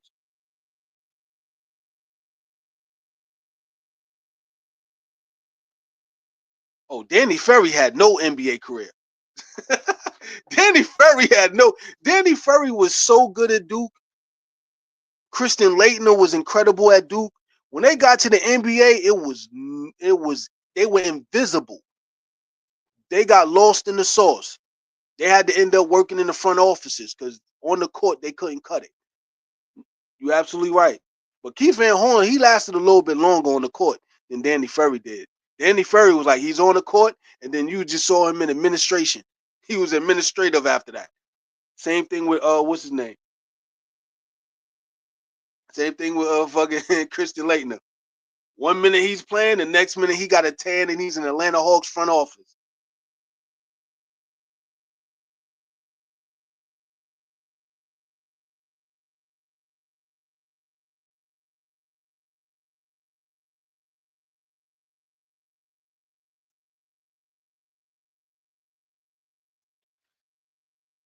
See that's we can't like all right. If you have employees, right? Let's say you have employees and you need them to be competitive, right? You need them to compete. But the administration keeps saying we're tanking, right? We're gonna give up some of that competitive edge. We're gonna give up competing in what we hired you to do. We don't want you to do that to the best of your ability because we feel like we can get another player and put us in a better position to compete next year. The problem with that concept, right? I don't doubt that that's what the front office is doing. My problem is you can't turn on winning like a light switch. Like that concept is bullshit. There's a lot of repetitions that go into becoming a winner. Psychologically and physically and emotionally, everything got to be lined up. And that for some players takes years. There's a lot of growing up you have to do, a lot of practicing and preparation you got to have. And the further you step away from that, the harder it is to regain that step that you lost, let alone move further along to be victorious. Winning isn't easy because all of it starts within. So if you keep telling people we're tanking, I need you to lose, and then later on say I need you to win, it's going to be tough for you to win. We can't keep saying we're tanking, we're tanking. The administration can say whatever they want. They're not on the fucking court. They're not competing. They're not the ones putting in hours to get the jump shot right, to get the handle right, to get the plays right. And then you say, I don't want you to do it to perfection because we need to lose. That's tough. And then next year you're going to say, we need y'all to win. It's going to be tough because it's a major contradiction in culture. We understand the business. The administration can say we're losing from a business standpoint. We want to get a high pick, but we got to separate what they want to do in the office from what's being done on the court. Sometimes I think from an administrative, everybody wants the top pick, but the reality is you have to make your team good enough so that when you get that pick, they're already moving in a certain direction with momentum so that that pick fills the void that it's supposed to fill. They all can't be learning how to win at the same time. That's not how that works. When the Chicago Bulls got Luke Longley, who led the nation in scoring and rebounding, when they got BJ Armstrong, when they got all the other players that they got, those players just added on to the momentum that the Bulls already had. That's what I'm used to seeing. I'm used to seeing Detroit draft players or the Lakers draft players. They already got motion. You just got to fit in. You got to get in where you fit in. And it don't matter where we draft you at. We drafted you. You got a job to do. You got to get in where you fit in. I don't think we should stop the show for some young 18-year-old who we think is going to be something when we actually have a product on the court that can be responsible for the bulk of our victories. This young kid we get isn't going to have the responsibility of us winning. They're going to play their part, but now we got to wait for you to develop. We got to wait for you to get used to the NBA. Now we're all learning how to win at the same fucking time when we should be steps ahead of you. I don't think the administration saying they want, you know, to have a lottery pick, it should not dictate what's done on the court. If we get beat, cool. You beat us. But if we're throwing games in hopes of trying to get this iconic draft pick that we don't even know is going to help us win or be able to honestly fill the void, it's too much of a gamble.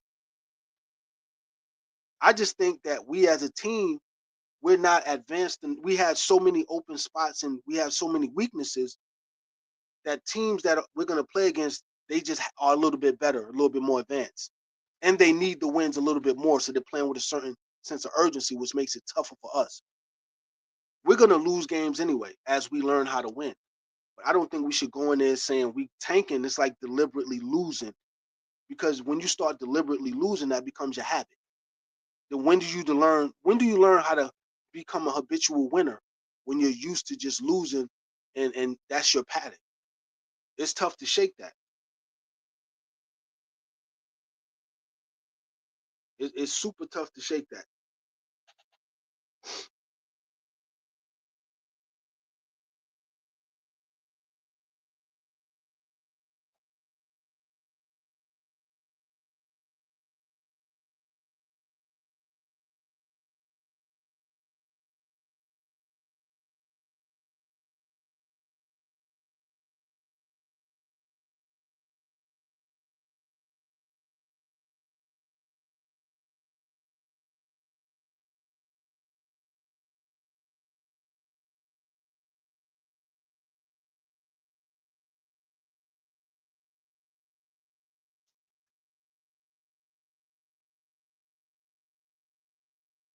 If you're saying the front office is telling them to tank, how are they ever gonna learn how to win?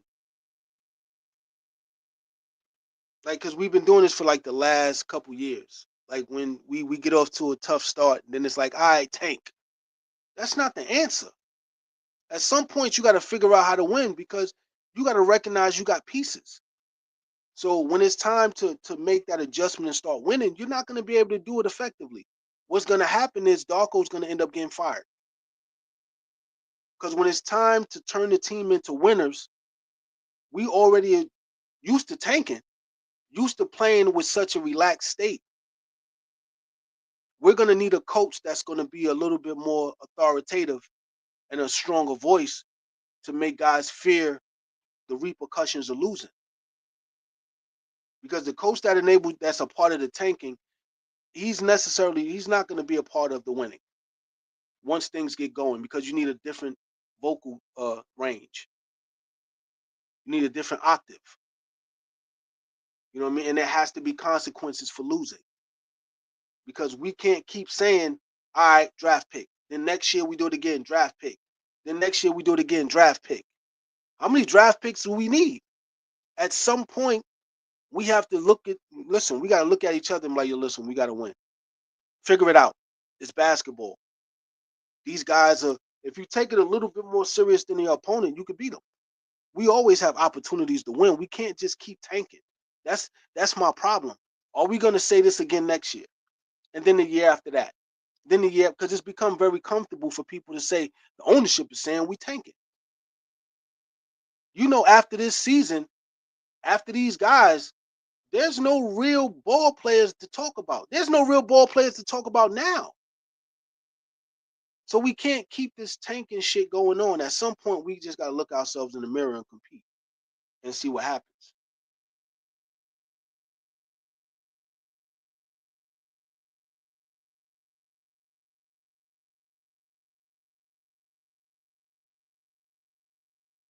As much as I love Moses Brown, you are absolutely right. He is better than Moses Brown. He moves around the court a lot better with a lot more certainty. We just got to give him the rock sometimes. He definitely got a good feel for the game.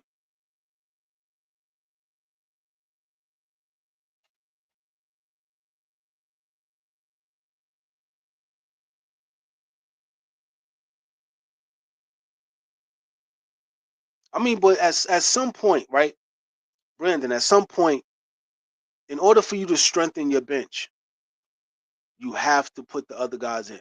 That's the same. Chicago did the same thing. Chicago sat Scotty, sat Mike, and said, y'all got to figure out how to win. That's how they develop the ability to win those championships and be successful when Mike was out and when Scottie was out. That's how they almost won another. They almost went to the finals again without Mike because they went through that same thing that we're going through now. We can't say that they're tanking when you putting in different players. They got to. How else are they going to get their minutes in to get big to get better? You know what I mean? I don't think it's tanking. We're putting them in, and they might not be good enough or up to speed. But the only way you become up to speed is by having NBA experience and get on the court and make mistakes and fail forward. Now, if we're saying that, cool. But if you're saying tanking, it's like deliberately losing. If you're saying we're putting in the second unit because they have to figure out how to hold the lead and win games, that sounds a lot more. That sounds better to me than we put them in so that we can lose the game. That's tough for me to accept.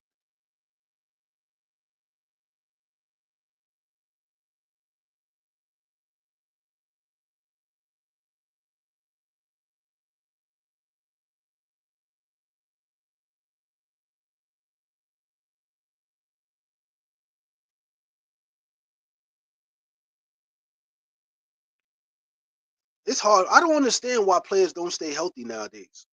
Like I don't get it. Like how they keep being injured. There's a lot of reasons, but I don't understand any of it.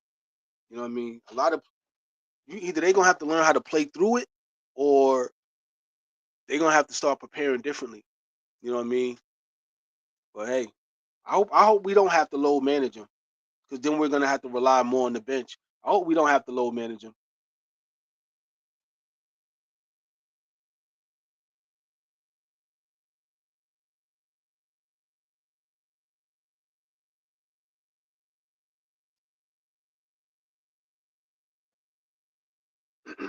I definitely agree. We do need more consistent shooting. We definitely need more consistent shooting. I think that's I think we need that more than anything because those times when we shot 50% or 49% from the field and 37, 38% from three, we won. And we look like a totally different team when we're hitting shots.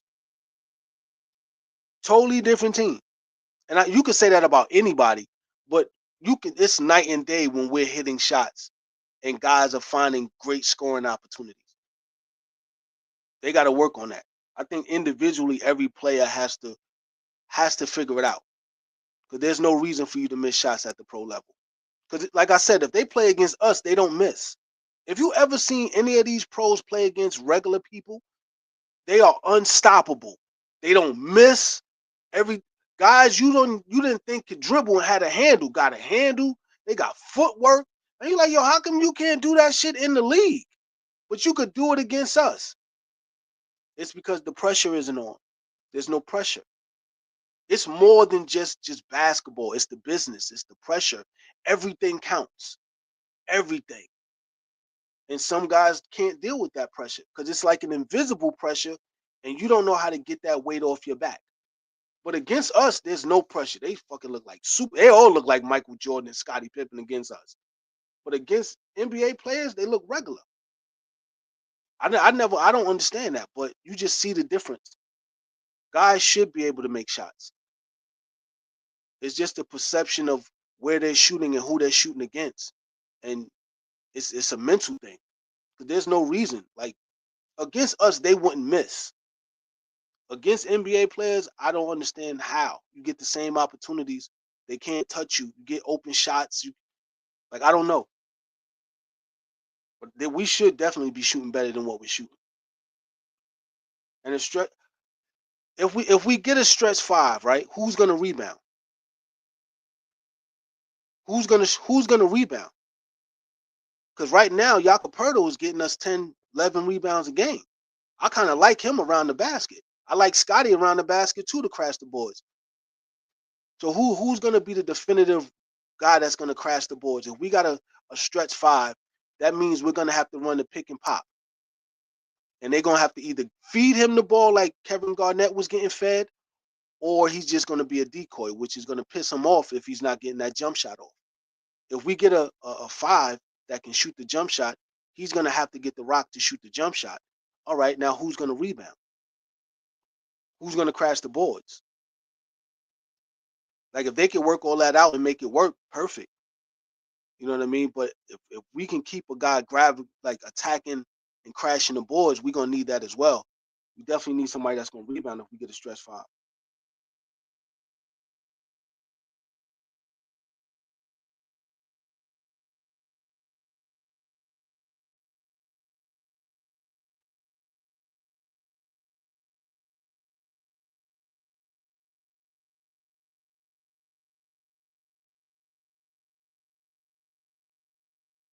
I don't see that's hard to say. It's it's hard to say. Like you're saying, like that transition from like level to level is totally different than what we think it is. You going from college to the NBA, like if you thinking a kid that averaged 15 points a game in college can average 25 in the NBA, that's a big jump. That's a big ass jump. Or average 20 points or 18 points and 10 rebounds. Like you're playing against grown men all day. It's the business now you dealing with. Big business. There ain't nobody your age. It ain't no 18, 19. It's 35, 36, 28, 30. People got kids and responsibilities. People are more comfortable in the industry and in the and being around these environments. And then you're saying these kids are gonna come in and make their mark early. That means the machine has to back them and they gotta perform. There's not a lot of great performers coming in like that. There's no Michael Jordans coming in. There's no Dominique Wilkins coming in. There might not be no Sean Kemps who came out of high school and developed into an all-star in the Eastern and Western Conference. Like they're only gonna have the impact that their opportunity allows them to have. And a lot of those opportunities they're gonna see on the court are gonna be too fast for them to make the most of right now. I don't think it's gonna be what I don't think any of those kids are gonna be what you think they're gonna be. Shit, the number 2 pick last year in the draft is we thought Scoot Henderson was gonna be the man. You see how that worked out.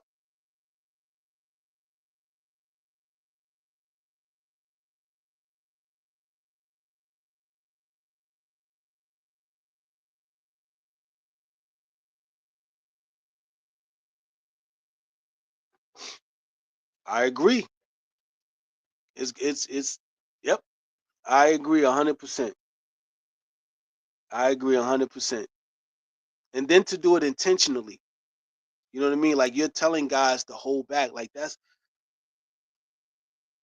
it's tough. Because the thing is, we're not the only. If you're saying that like the front office is deciding to tank, there's a bunch of other front offices that are saying the same thing at the same time. So you may have the bottom 4 teams, which is 8 teams out of 30, all saying tank. That's 8 teams out of 30. That's a big percentage saying tank.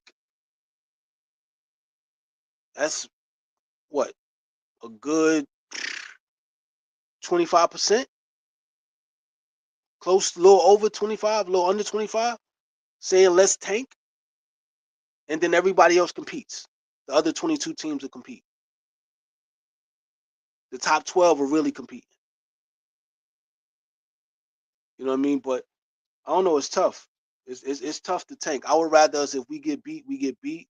I understand like playing the second unit, they got to learn. But to say that like we're intentionally tanking is because everybody's having that same idea. And then, like I said, there are some teams that don't want us to get that pick that'll throw the game if they're in position and a loss don't bother them just to throw a monkey wrench in what we doing to help someone else out.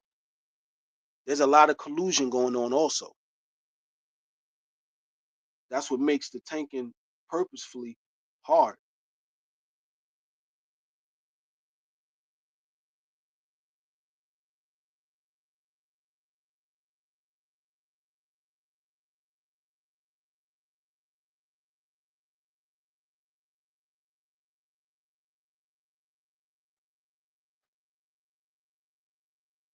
32 is young, but for some reason in basketball they say it's old.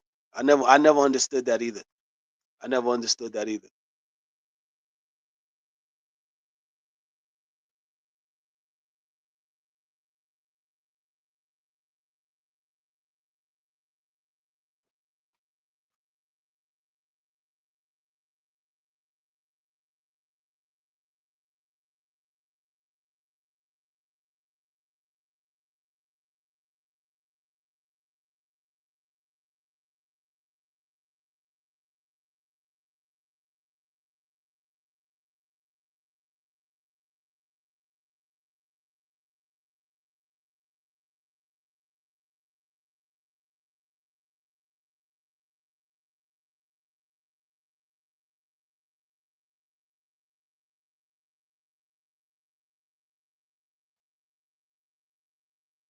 I'm just not with the front office tanking on purpose because that sends a tough message to the players.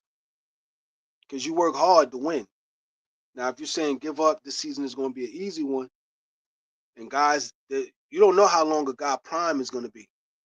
You know what I mean? Everybody's prime isn't 40 years like LeBron's. Some guys might only have a 2-year window of prime basketball. Some guys might only have 1 year. Some guys might never have that year. Because one thing for sure, two things for certain, if you can be in your prime as a basketball player and might not have the right opportunity to take advantage of your game. You know what I mean? So it's a lot of puzzles that need a lot of things that got to be in place. I don't like the tanking idea. You know what I mean? If you're gonna say we're playing the second unit, kind of like how a college coach plays freshmen, so that we can build up the culture for next year, cool. But if you're saying tanking for the sake of just getting this miracle person to save the day for a savior type pick, it sends the wrong message. I can't agree with that.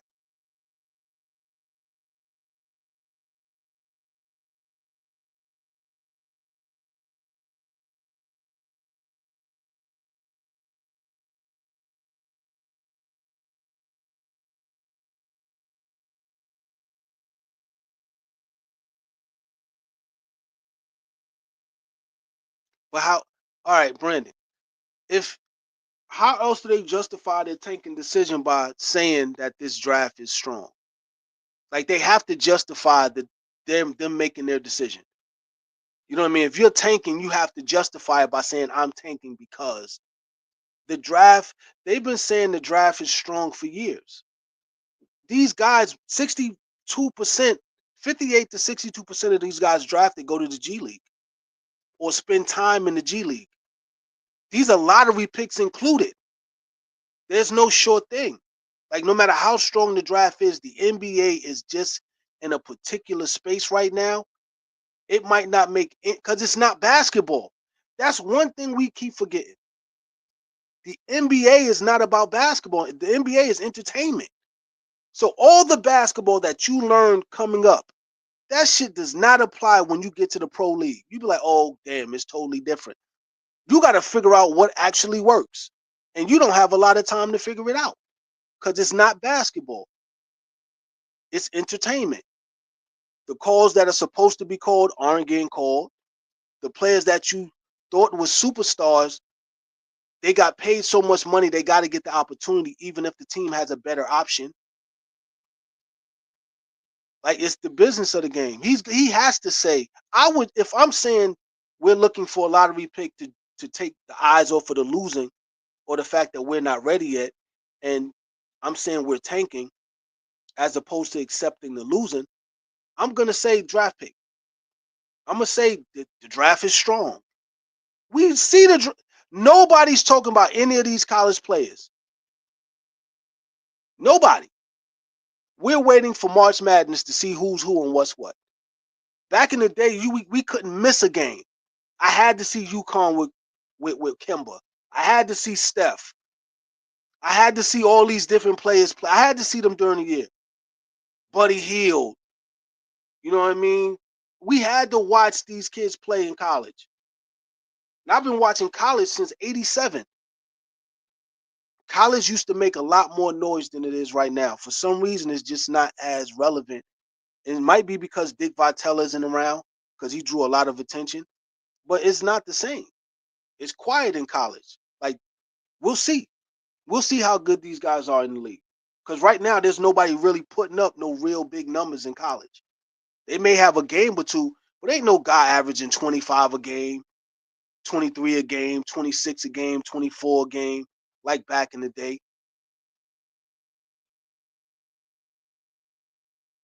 I think it's just them more justifying their decision and accepting the fact that we're not in a position to dominate like we used to and win like we used to. We maybe need a couple of more pieces, but I don't think tanking is the answer because we're gonna play the young guys anyway. We need them to get better anyway. So I mean, there's another way that they could have campaigned and marketed that as opposed to saying tanking because it sounds too much like giving up.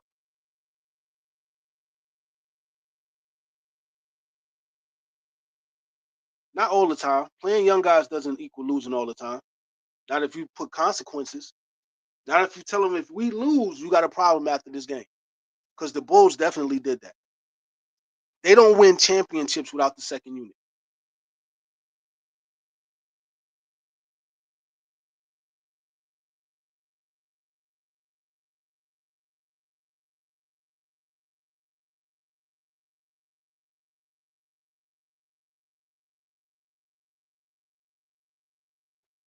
I just don't like the idea of tanking.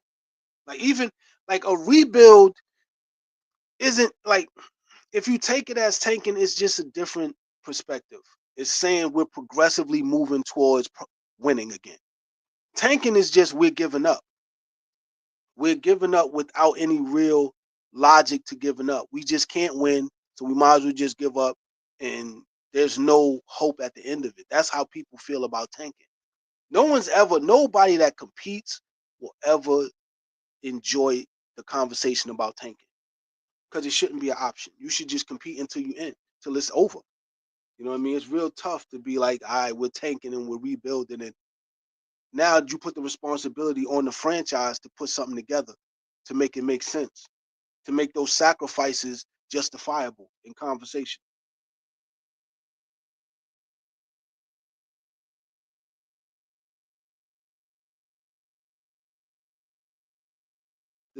I agree that the Thunder are young, but what they had PG-13, they had Russ, they had veterans around. They definitely tried to win. They tried to win. PG-13 was what, third in MVP voting that year, third or fourth when he played for them. Averaged what, like 29 a game. They was putting in work. And then OKC made the transition to go in another direction. But it was easier for them to do what they did because the Western Conference was just such a big deal. Golden State was running around. You had, you know what I mean? You had Kobe around. There was some pieces around to take the light off of them. They didn't come off of a championship. They're not coming off of winning a championship. They're not. They were always that. They were OKC was always looked at as an expansion team. Everybody came from Seattle, and then they became somewhat of an expansion team from Seattle, right? Nobody ever looked at OKC like they always been looked at as an expansion team. The Raptors are coming off of a championship, and there's a definitive purpose of trying to get back to that play. The Raptors dominated the East for 10 years. They're trying to get back to that. Us saying rebuild and tanking is different than OKC. All intents and purposes. Totally different. Because we've won it all. We've done it all. And we have players who branched off and had individual success outside of the family. They haven't had that. So our conversation and our talking about rebuild is totally different from theirs. And our bringing in young players, we're bringing in young players to win, to get back to doing something. They're still trying to figure it out. They can't even get Shea Alexander into the MVP conversation, and they're they're like number one in the West again. And he can't win an MVP. You think if the Raptors are number one in the East, and whoever, let's say Scotty's our number one player, he's gonna be at least top three in the MVP voting. Guaranteed. Guaranteed he's gonna be top three in MVP vote, and he's gonna possibly win it. That's a reality because we came from winning. We can't be in the same conversation as an OKC. They haven't won a championship. They're not coming from that. They didn't beat Golden State with Kevin Durant. And everybody's going to say, they were injured. I watched dudes get pressure applied to them and they broke in half. That's what it looked like when you apply pressure. Shit start falling apart on people. You apply the right amount of pressure, a nigga leg might fall off. Somebody's leg might fall off. Not to make light of an injury, but if you're competing and the pressure's like that, and we're competing like that, I'm probably going to get injured somehow, some way. I'm going to get hurt because we're going all out. It's a dog fight. It happens.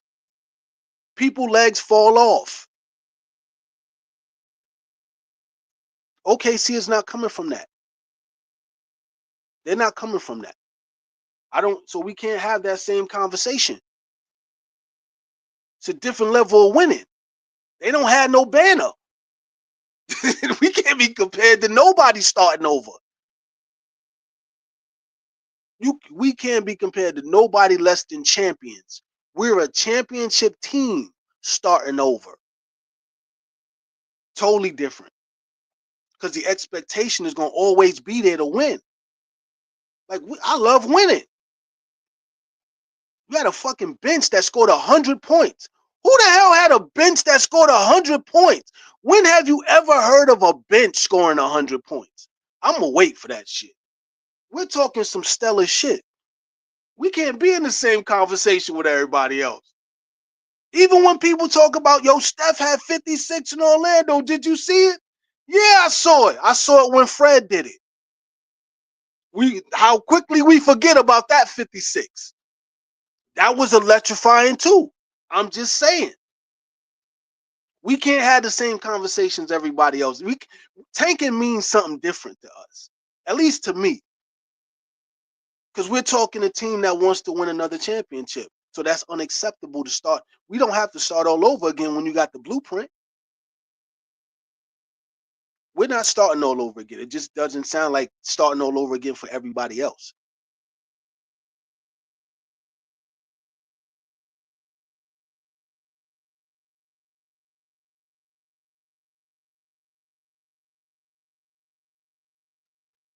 If Flag came, you know who Flag remind me of a little bit? Cherokee Parks. If y'all ever watched Cherokee Parks back in the day, he came in as a McDonald's All-American. Everybody thought he was okay too. Cooper Flag is good. But we're talking about his game transitioning to the NBA. I don't see a lot of that shit transferring over. I don't. He's not going coast to coast and dunking on people in the NBA. He's going to get stopped at half court. He's going to start in the he's going to do well in the half court sets. He's going to be able to show something. But then they're going to have to give up them shots. Who's going to give up 18 shots for him? Who's going to give up he's going to have to go off the dribble. It's a lot that he does. You got to, that's a lot. It's a lot. You got to give up a lot to watch this kid hoop, man. Yeah. Yes. So was Christian Laettner. Yes. Yes. And they were administrative. Immediately went into administration. But Flag is good. It's just that I don't think he's ours. I don't think he fits with us. I think Ace Bailey is a better fit. Or even the rebounding, the big man for Duke. I think he's a better fit. Because I don't think we got it as a team to sit there and watch this kid do what he does and then it help us win. Like we're playing at a certain pace. We get fast break points.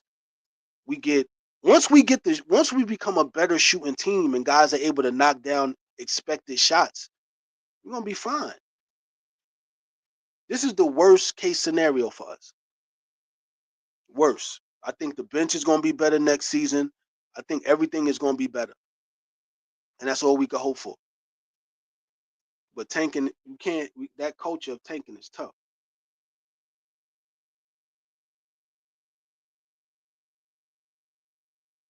That's if he goes to the right situation.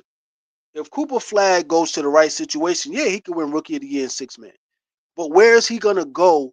And if that team has to win with him coming off the bench as a rookie, and he's not coming off the bench as a rookie, there's too many. You got Gatorade, you got Nike, Coca-Cola. Like he's gonna be Brandon. He's gonna be the face of a lot of brands. He's gonna be one of those basketball influences that are gonna be like the next generation of basketball. And I don't mean it on the court. I mean off the court. He's gonna be popular enough to be a brand ambassador for almost any brand. That's where the power is gonna. He's gonna have a lot of influence. It's gonna have a lot to do with off the court branding, clean cut image. You know what I mean? No real tattoos, no real smut on his name. He can listen. He's gonna do great on social media. He's gonna do phenomenally well. He can model for GQ. He can do all these, you know what I mean? Armani, Versace, Gucci. He can model that. He can be the face of Hilfiger, Ralph Lauren. He can do a lot. He can be the brand. He can, yeah. But as far as that thing on the court, shit. On the court is different, but off the court, I think he's gonna be an influencer. I think he's gonna have a cult following.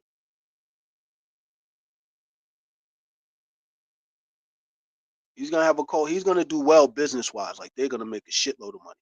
He's not coming off the bench because that's Nike got to sell them shoes. You know what I mean? Reebok, Nike, whoever, wherever he go, they got to sell shoes. They got to sell apparel. They got to sell shirts. He's gonna be out there campaigning, kissing babies. They're gonna send that kid all around the world to campaign. He's not. I don't think he's coming off the bench. Yeah, he got to start.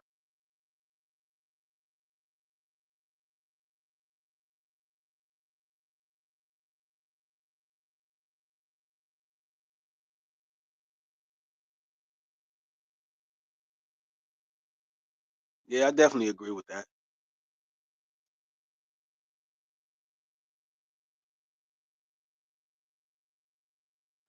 I didn't like that either. To be honest with you, I didn't like that they branded him as that kid. Like I didn't like that. I didn't like that because he was playing against 30-year-olds who really ain't want to play. To go 1-on-1 against the USA team is going to be totally different when you got to go up against teams in the NBA in totality. You know what I mean? Like he's going to really have problems when the game plan is for him, and it's a lot. They're gonna try and get the ball out of his hands as much as possible. That's gonna be he's gonna have to be able to create without the ball being in his hands. That's gonna be big because they'll throw a double team at him. He got to. Do you think he can drop 30 against Miami? As physical as man, listen, Orlando going to the Garden. Hell, even playing against us, he ain't dropping 30 against us. He's gonna have a regular game. And if he look like he gonna do something, we gonna put Scotty on him. Then where he gonna go? There is no player in the NBA right now that's 1 through 4 that Scotty can't guard and give problems to. You think Cooper Flag could deal with that? Man, listen. Garden Banchero on the switch off. Hell not, man. Listen, y'all better leave that little book, man. Listen, he gonna have to guard people too. He gonna have boy fucking Ant Man on a switch off. All right, man. I don't know. I don't know. This ain't Duke. This ain't Duke, my nigga. This is different. This is different. He gonna have a problem. He's gonna have a problem on defense. I understand everybody believe in him offensively. All right, cool, but who he gonna guard?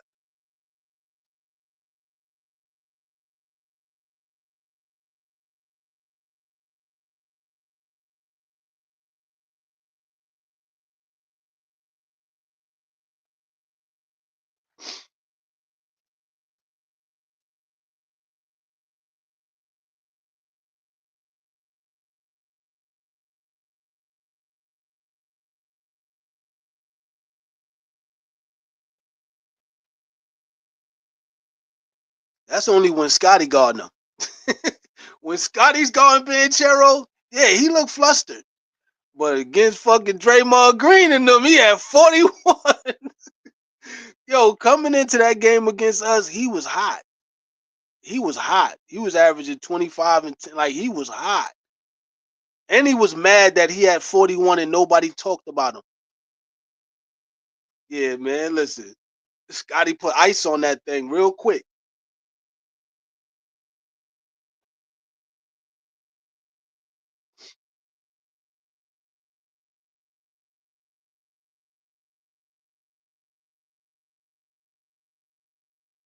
But we're going to see how this all works out.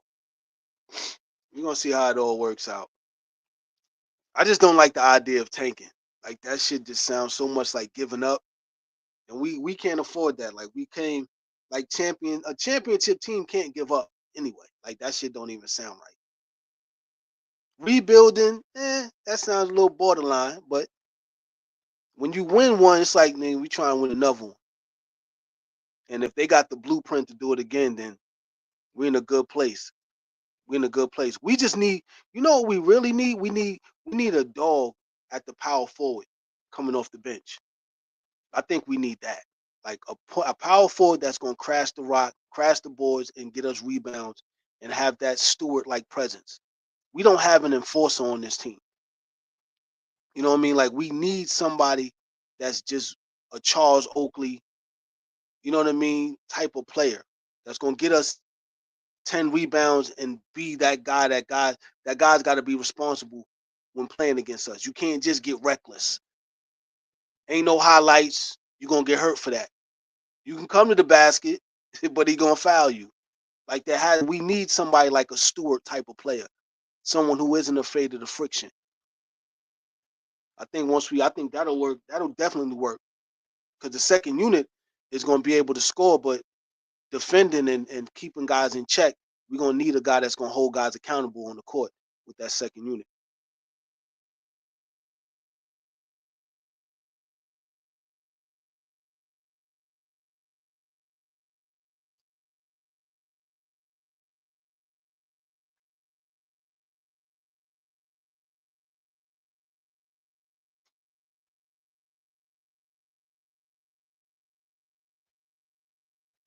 Is Mobo better than Robinson? I seen Mobo play and I seen Orlando Robinson play. Like who's better of the two?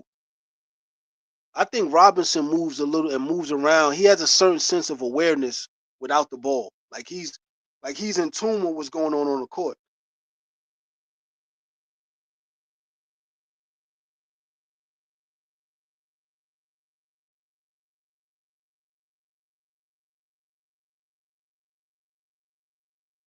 Yeah, I would like yeah. That's exactly what I'm talking about. That's exactly what I'm talking about.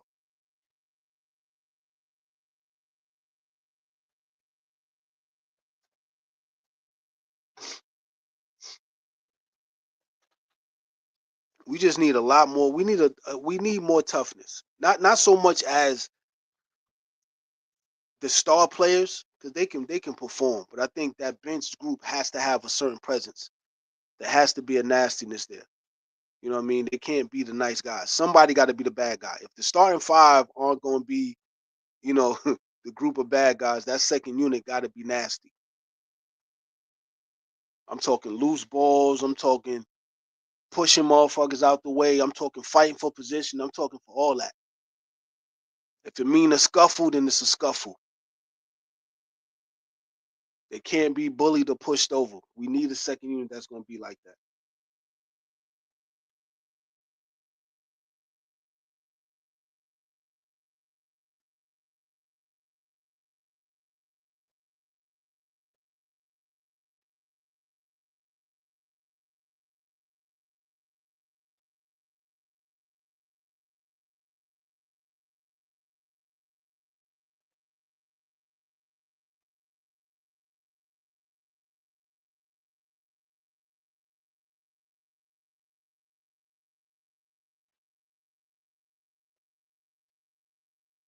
I don't think I wouldn't try to make Mobo a point forward or power like I don't know, cause there's something there, cause he has athleticism. There's something there. You just got to figure out how you could leverage it. I don't know if he could shoot because he doesn't shoot that much. You don't see him attack the basket. You see him in transition finishing real strong around the basket, but I don't necessarily see him attacking off the dribble or getting his shot off. If he can start doing that, that's going to be incredible. I don't know. It's hard. Like we can't really put guys in that Scotty category, and I'm gonna tell you why. Because Scotty is, he's a defensive playmaker now. Like he's no longer that point forward that everybody thought he was gonna be, Magic Johnson esque. It's now he's batting cleanup. You know what I mean? He's an all defensive playmaker. He's gonna score, of course, but that's not the thing we need him for. We need him to crash. We need him to do a lot of the dirty work, a lot of that cleanup work. And for a team, like if we had two of those, a guy off the bench and a guy that starts, that would be dope. But normally you only have one of those type of guys on the team. Like the Knicks only got Josh Hart. Josh Hart is the cleanup guy. Draymond is the cleanup guy in Golden State. Like a lot of teams don't have that cleanup guy. That guy that can do a little bit of everything and clean up everybody's mistakes here and there. Or fill a void when guys need a breather. That's the type of guy Scotty's gonna be from now on. You know what I mean? Guys on the bench, Scotty could pick up the slack in one area or another. It's going to be tough to have a young player coming in to fill that type of void. You got to be talented for that shit. You got to have a certain skill set, a lot of skills in a lot of areas. I don't see Mobile having that. Those type of skills at that level.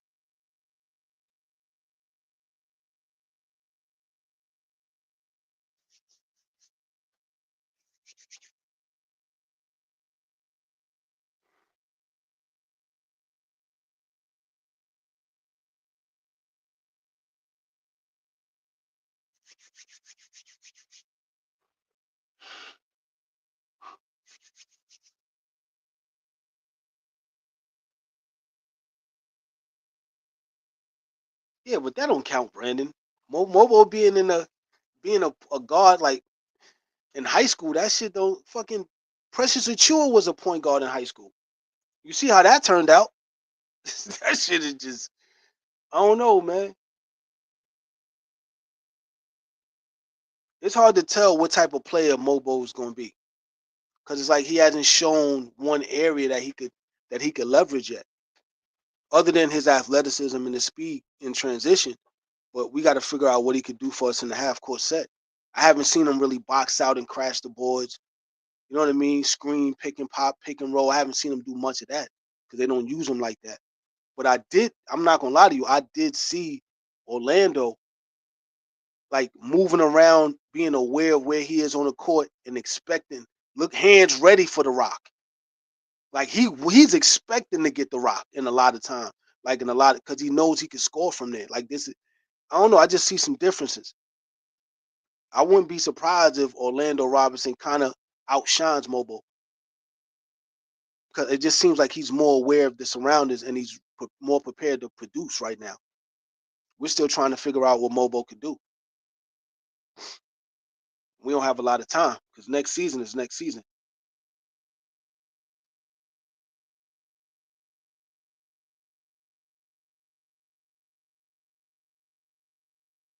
He might be out the league, man. Precious might be out the league if the Knicks don't win, if the Knicks don't go at least to the Eastern Conference Finals, they're gonna take it out on somebody. They're gonna blame somebody. If it ain't coach, they're gonna blame that weak ass bench they got. Precious may be out of here. Malachi's on a 10-day contract. I forgot where he's at. He's holding on to it, by a thread, and Precious might be in that same position. G Money might be in that same position as well.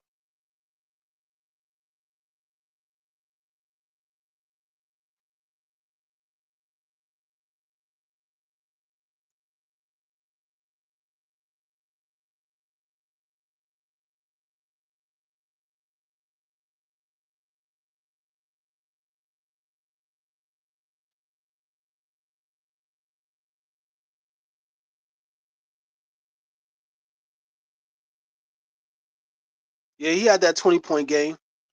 But Kevin Porter, listen, Kevin Porter being added to the Bucks, that puts a lot of pressure on G Money. If he does not produce, Kevin Porter Jr. is his replacement. The fact that they got to let go of Middleton, that might have that saved G Money a little bit. But he's got to produce. Like he had a 20-point game, but he disappeared for like 5 games after hitting 9 threes. He had 9 3. Him and what's his name hit like 9 threes apiece or 8 threes apiece. Him and Dame, and then he disappeared again.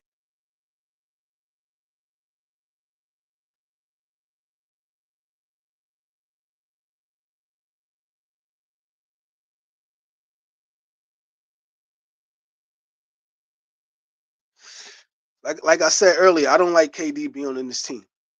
Like we would have to give up too much for him, and he's not good enough to carry us anywhere with what's left. You know what I mean? And that's what would be the expectation for him to carry a team. They tried it in Brooklyn.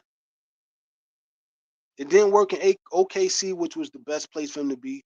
It's definitely not working in Phoenix. Like all he doesn't. He's not the player we think he is. He's a scorer, yeah, but he doesn't. When it comes down to winning, he's not a big enough part of that, and he should be. He's an MVP. He has all the trophies, but he's just settles for, all right, I could get mine. That's it. That Coach Bud led team should be a lot better than where they are. Phoenix is falling apart. That's crazy. No way I want Kevin Durant here. Not at all.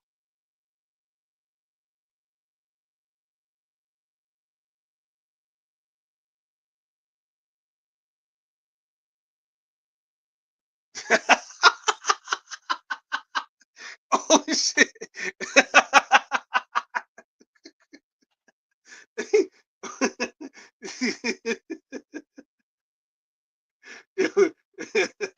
That's funny. Oh shit.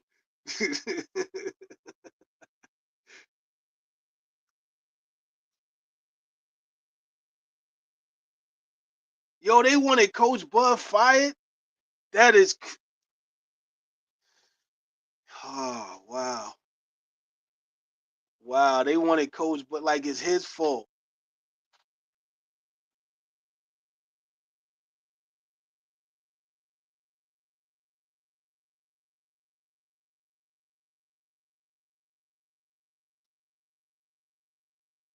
I think if Phoenix, if Phoenix let Bud go, we need to see what they talking about.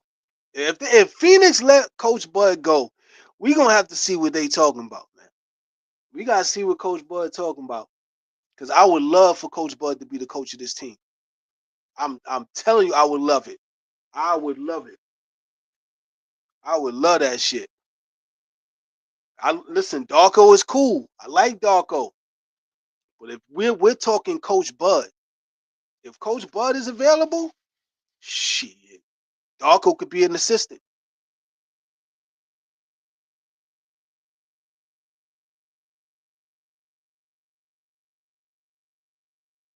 Yeah, we all kind of knew that he was a transitional coach. We kind of knew that shit. We kind of knew it. We just don't, because there's not that many coaches here. You know what I mean? Like, and there's not a lot of great coaches available. For like Phoenix getting Coach Bud was interesting. Like I didn't even think they can get him, but for him to go to Phoenix, and you got 3 guys that aren't known for really listening to coaches. Booker's not known for listening to a coach. Kevin Durant's not known for listening to a coach, and fucking Bradley Beal's not known for listening to a coach. There's a reason why Bradley Beal's not playing. There's a reason. There's a reason why Coach Bud is telling fucking Devin Booker to shut the fuck up. Don't say nothing else. I think they're gonna start over. There's gonna be a fire sale. Definitely. And if there's a fire sale, we need to see about that kid from Duke.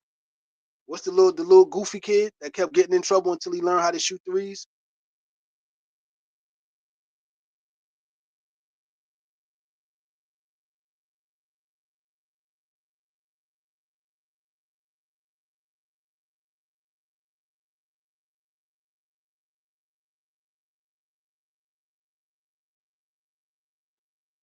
Hold on, Darko hired the dude that's in charge of our defense. All right. Okay. That's nah. I'm talking about the 3-point shooter they had for Phoenix. I forgot his name. He used to play for Duke. Last year, I think he led the NBA in 3-point shooting.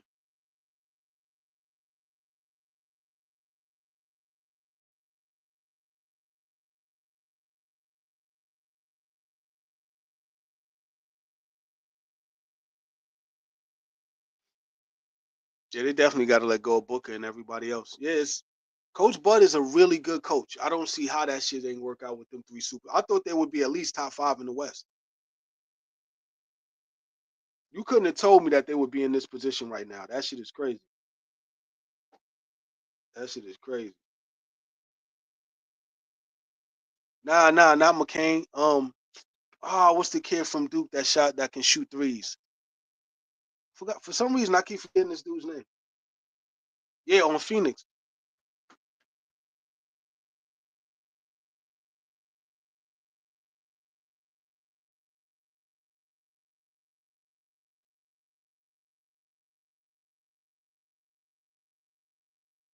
Yeah, Grayson Allen. Yeah, Grayson Allen. Absolutely right. Thanks for Grayson Allen.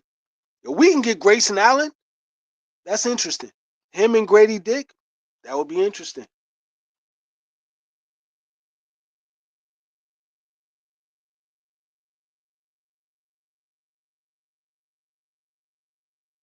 Yeah, I would. Yeah, listen, if we can get Grayson Allen, if they got a fire sale going, and we can get Grayson Allen, that would be all right. I'd love that. That would be a nice little trade. Yeah, but Coach Bud would be nice too. If they listen, if they setting the building on fire, listen, let's go in there and take some shit. If we can get Coach Bud or fucking Grayson Allen, and Grayson Allen, he got a cheap contract. He could come off the bench. He could start a little bit when we need him to. Him and Grady Dick on my man. Listen, man, listen. Now we talking. Now we talking. We get that would open up a lot of shots for fucking Grady Dick.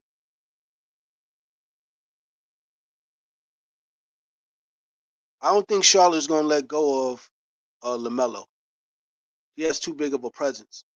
Like, I don't think they're gonna let him go. Like, he's a star. I mean, he does. He got a lot of knucklehead shit going on off the court, but I don't think they're gonna trade him. Not especially if they can if they're bringing Memphis to the Eastern Conference, like that Ja Morant, Trey Young, LaMelo, like that fucking whole rivalry that can be started up. That shit'll be crazy.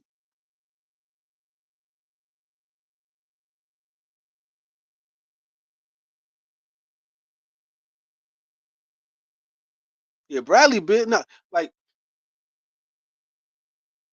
nobody wants Bradley Beal. Nobody wants Bradley Beal for whatever reason. Like he was averaging 30 a few years ago, and nobody wants him. There was a reason why they wasn't making him an All-Star or All NBA like that. I don't know what he did. I don't know what's going on, but there's something going on with him in the NBA.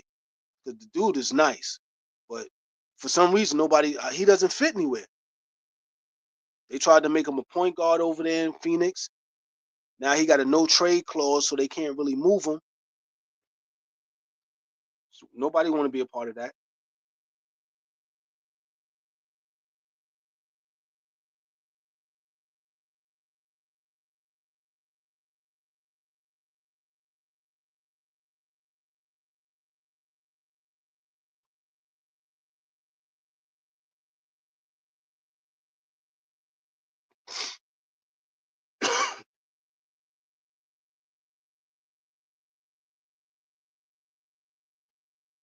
I can't. I wouldn't trade both of them.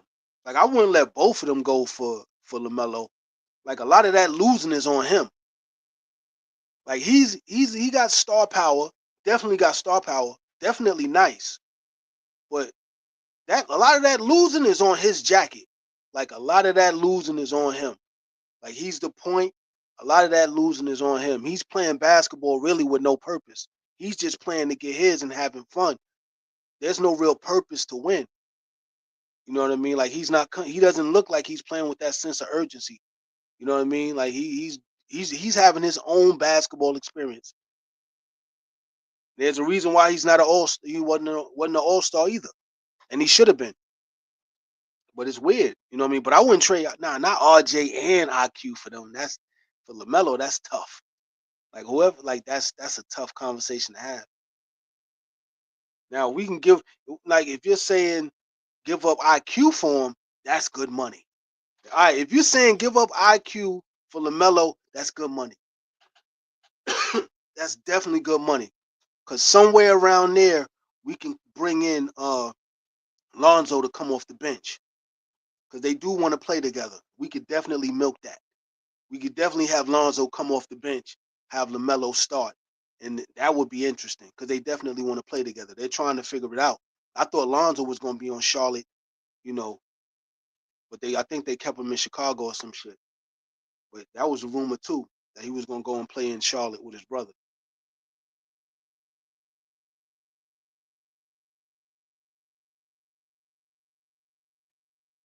Yeah, we could figure that out. We could figure out how to get Lonzo.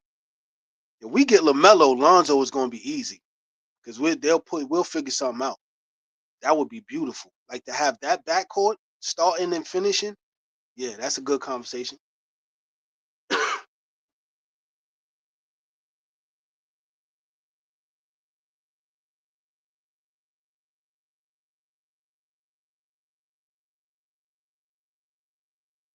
Yo, it's good.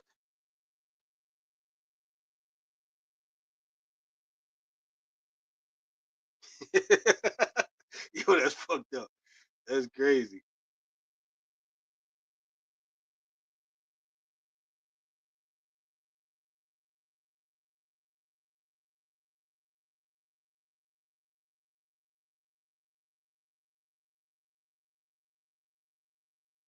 I mean, if it means getting both brothers, listen, everybody from the championship team is gone. But if it means getting both Ball brothers, and that would be interesting. I just like deep down inside, I hope we can keep RJ because I like his scoring. But if you're saying replacing IQ with fucking Lamelo and then getting Lonzo coming off the bench, like that's beautiful work. Throwing Chris. Hey, that would be listen. It's looking like they trying to get rid of him anyway.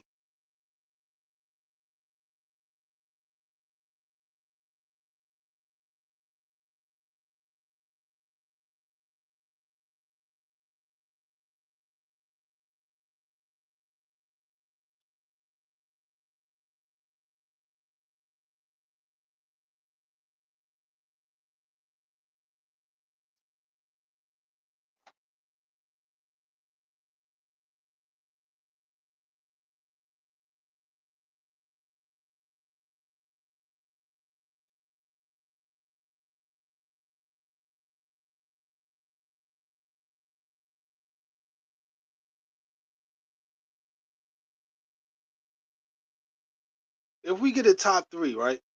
Why do we have to trade either one of them? Like just blind. Like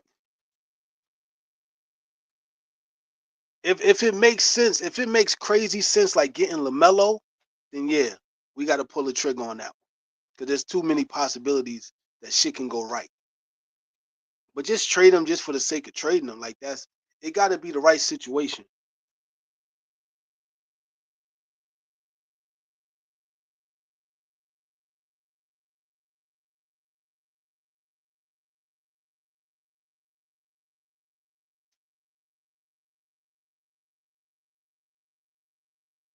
I agree. I trust them. I trust them.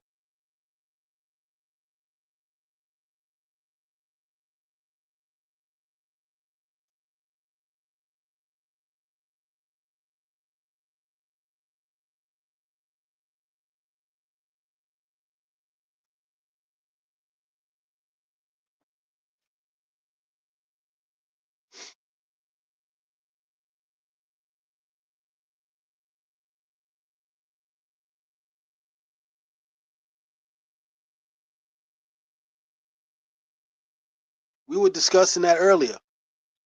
I agree. But when they threw up the proposal of LaMelo, when you're talking LaMelo, then that's a if we can let go of IQ for LaMelo, that's different.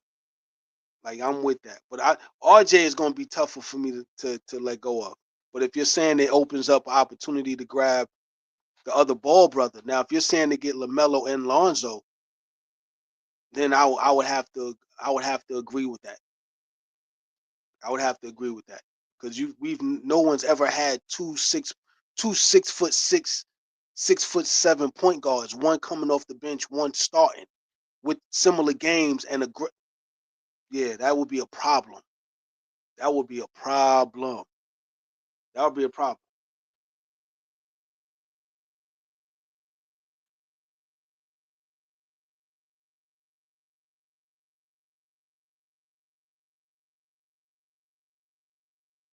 Definitely is. In the case of LaMelo and Lonzo, if that's the scenario, yeah, that would be yeah. But that's one of them, fantasy based deals. But if that shit was real, man, listen, I say that's what we got to do to get both of those guys. I'm with it. I'm with it. But I love RJ. Under no other circumstances would I say trade RJ. But you talking about having two 6'7" point guards? Never seen that before. I've never seen that before. I would fuck with that. I would fuck with us having two 7-foot point guards, two 6'7" point guards.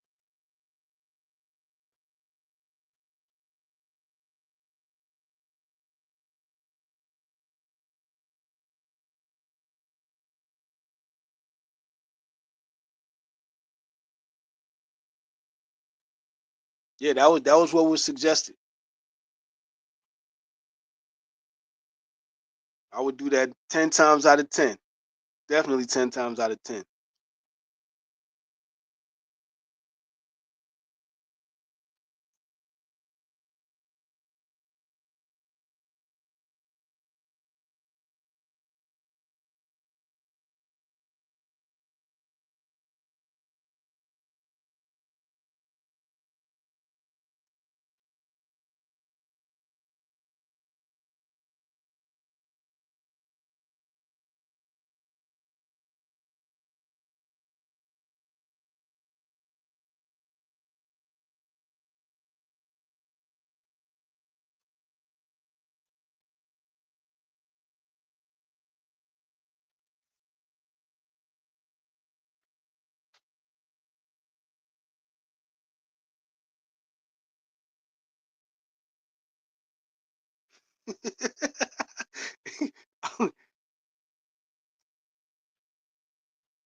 Listen, I don't agree with a lot of the trading, but when it comes to certain names, I if you're saying LaMelo, and there's a possibility he may be out of Charlotte, I wouldn't mind having IQ swapped out.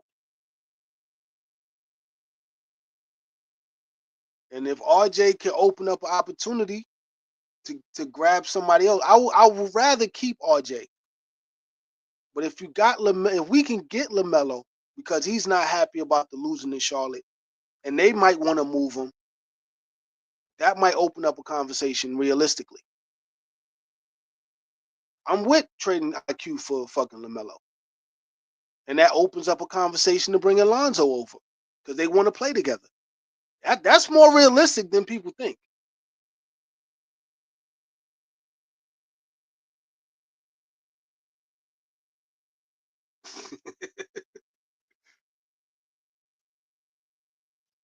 I would only trade Scotty for Giannis. That would be the only trade. I would only trade Scotty for Giannis. That's the only trade I would make. If you're saying ever trade Scotty, it would only be for Giannis. That's it. Other than that, we just gonna have to bite the bullet on that 224.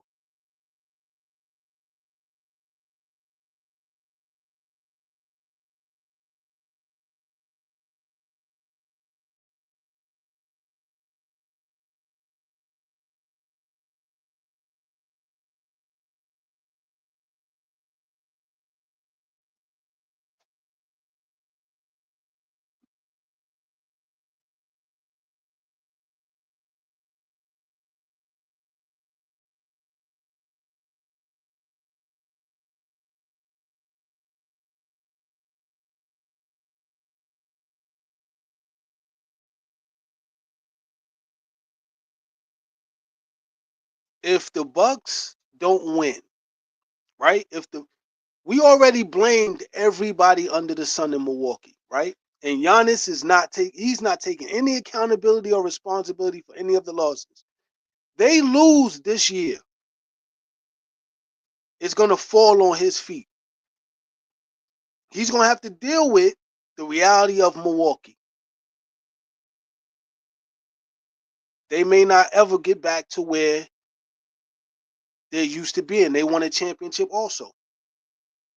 There's something missing there, and Dame isn't the answer. Kevin Porter was a good look, but I don't know how much that solves the problem. It's just their time has come. I don't think he's going to want to be a part of losing. He's going to want fresh air. He's not going to stay in Milwaukee forever. He's not going to end his career in Milwaukee. And he's still got a lot of basketball left. I'm just saying. It sounds crazy until it happens. Especially now when nobody's staying with their team. We're talking astronomical trades and swap outs. Once in a lifetime. And with Joel Embiid leaving, he's on his way out of the league. That leaves a wide open gap because Philly's out the way. That's one less team everybody got to worry about. PG-13 is not a threat at all. Tyrese Maxey can do but so much. If Milwaukee is no longer a factor, they're going to start breaking that team up. Then what do? Those conversations that we throwing in the air just to play with, Giannis is going to be an option. And Masai is going to be a front runner to get him because of the relationship. He wanted him before. We're going to have to give up something to get Giannis. This season, maybe not so much. It might not be a conversation. But if they're not winning, and Doc Rivers has a history of having disgruntled superstar players because they're not winning, it's only a matter of time before those conversations start.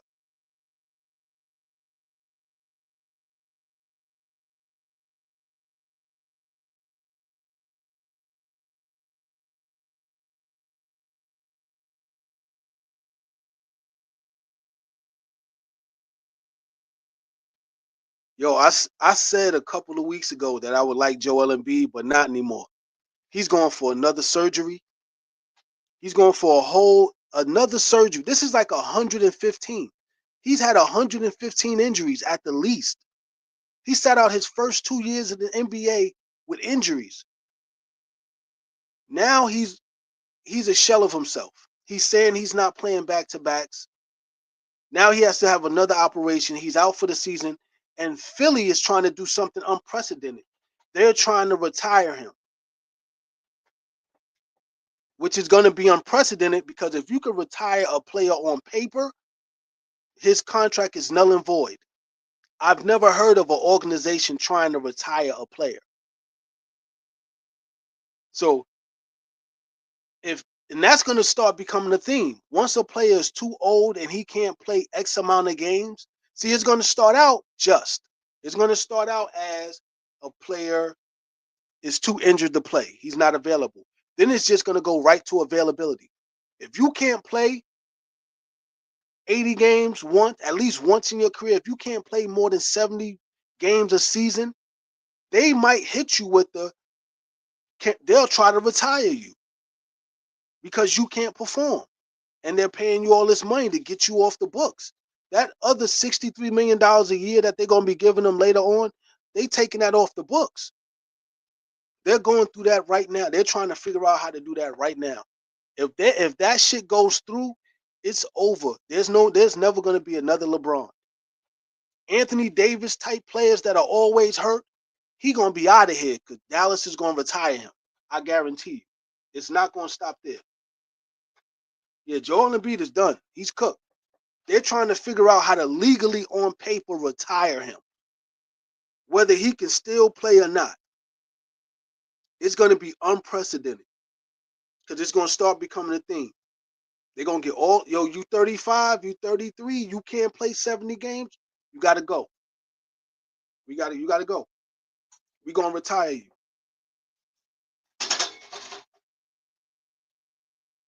Nah, never the Zion. Nah, I can't have Zion. Nah, it's too many women in Toronto. What are you gonna do? He's not acting right now.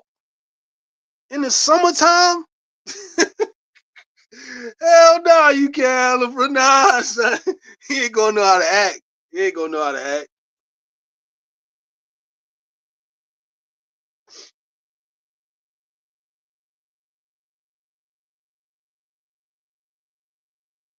Yeah, yeah. He already fighting with going to fat camp. See, but they already won. See, the goal was to cash out. Him and Mar Dukes, they cashed out. They played the game the right way. She knew she was gonna have her nice, you know what I mean? These mothers of basketball players are very savvy. He didn't want to play football, that wasn't his thing. Basketball was perfect for him. They cashed out 189 million. They set. They good. Now this is the victory lap for him. He don't care like that.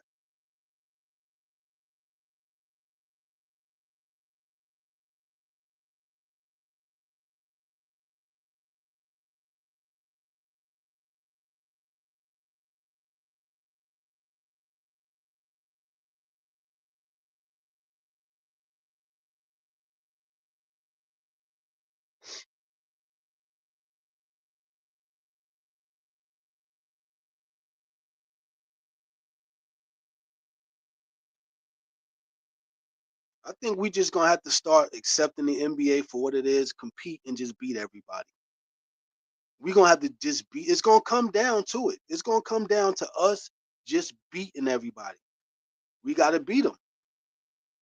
Because once the rebuilding is over with and getting everything in place and the coaches, we gotta win. We gotta beat New York. We gotta beat the Lakers. We gotta beat the Celtics. We gotta beat OKC. We gotta beat Memphis. We gotta beat these teams. We gotta figure out how to win. Then we gotta figure out how to beat these teams in the 4 out of 7. That's a whole nother animal in the playoffs. So it's not a long road, but as soon as we accept the fact that we got to compete against these teams, New York is not going to be easy to beat. Cavs are going to be a lot easier to beat. The Pacers are going to be a little easier. Pascal going to put up a fight, but we could put Scotty on Pascal. We put somebody else on Tyrese Maxey. If Tyler Halliburton has a bad shooting night, they're going to lose. Everybody else, Orlando, we got their number. Detroit, it's not going to be a problem. I think New York is going to be a problem. We got to figure out how to beat them, which is going to be tough. We're going to have to wait till they get old. The Celtics, that's just a rivalry. We can't wait to put our hands and feet on them. But we just going to have to figure out we just going to have to start beating teams. And that's what it's going to come down to. I can't wait for that part. We have to beat teams. The sooner we get to that part of it, the better off we'll be. Because I hate this tanking. I hate us trying to figure it out because we still got to figure out how to compete and beat these teams with the referees and it being entertainment. This shit ain't even basketball no more. This shit is entertainment now. So we got to deal with that shit.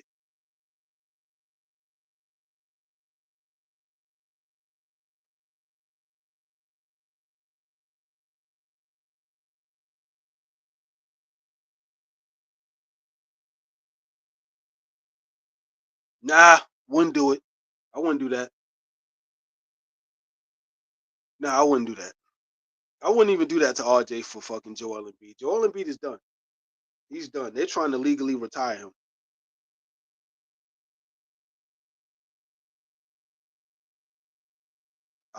Yep. Yeah, they're gonna have to start paying people. Cat got to get paid. That's one of the reasons why they let go of, Cat in Minnesota. OG got 200. So if OG got 200, everybody was like, listen, I need mine. I need mine. Everybody gonna be like, yo, if y'all gave this nigga 200, I need mine. And I don't know, man. They might go into the South to the luxury tax to pay everybody. You never know.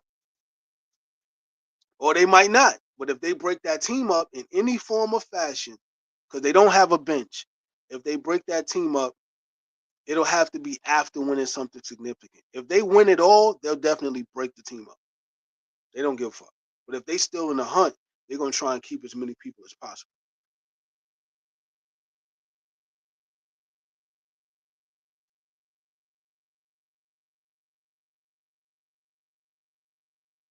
Nah, we can't have Tyrese Maxey over here. Nah, he gotta stay in Philly. He gotta stay in Philly. They gave him too much money. Nah. They gave that man a lot, man. Listen.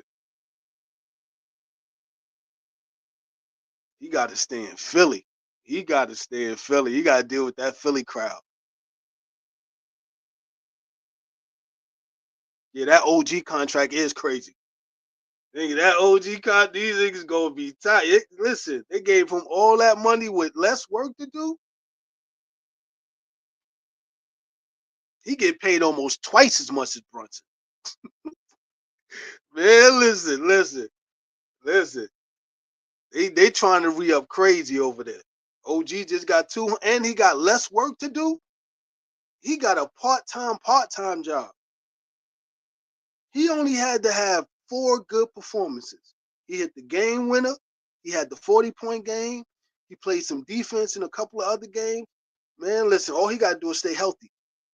They get to the playoffs, it's still going to be on everybody else and not him.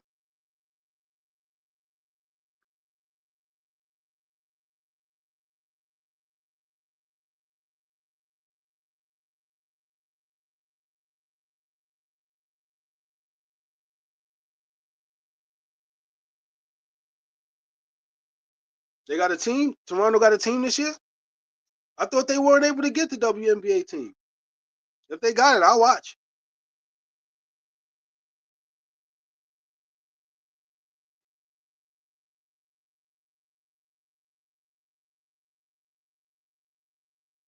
I think they're letting the referees police the games according to the entertainment value.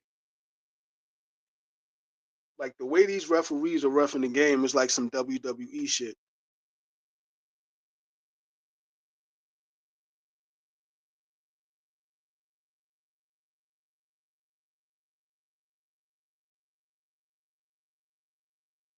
Yes, I do. Yes, I do.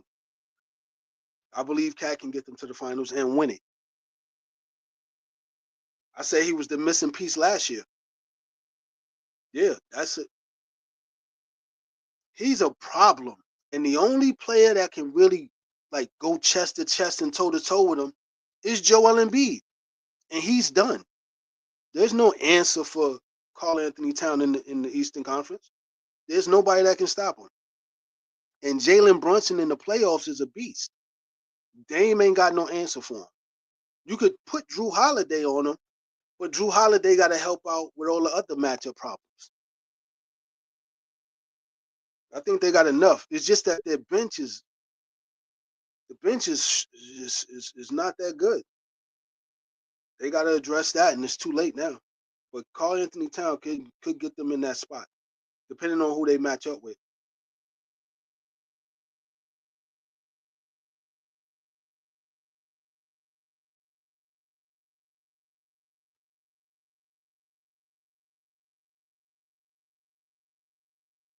Well, that's what's up. Yeah, I'll definitely watch. I normally don't watch. I'm waiting for Juju to go into the WNBA, but I'm gonna watch this year.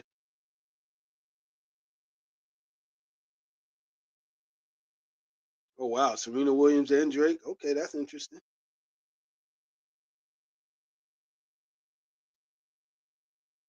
Nah, Tevin Campbell and Josh Allen, they ain't going nowhere. They ain't going nowhere because they're gonna rely on their guards.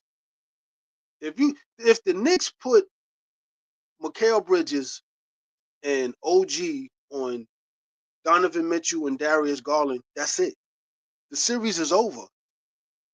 They lose in 5 because Josh Allen and Tevin Campbell can't carry them. You're relying on your bigs to carry them. Yeah, they're going to try to guard Karl Anthony Towns till he posts them up.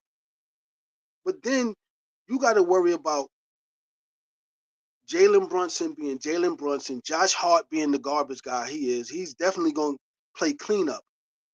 This motherfucker could get you 24, 12, and 8, and you don't even notice it. He's the one that people got to worry about in the playoffs. Last year in the playoffs, he got busy. If he doesn't get hurt, they probably go to the finals. He's going to be incredible this playoffs. He does all the garbage work. Rebounds, assists, points. Jalen Brunson being Jalen Brunson. Karl Anthony Towns. Dude is shooting 45% from 3. So he's definitely going to pull them away from the basket. The rest of it is elementary. Because you stop those 2 guards. OG could, if you don't think OG could stop Donovan Mitchell, shit. Darius Garland cannot beat the Knicks with his shooting. You put Mikal Bridges on him, there's a problem. Who else you got? You gonna put on Struss? Struss ain't no option. Who you gonna put in? There's nobody that they can put in. You gotta hope your bench outplays the Knicks bench. And Thibodeau could juggle that lineup. It's gonna be a problem. The Cavs are not it in the playoffs. I don't think they could beat anybody in the playoffs.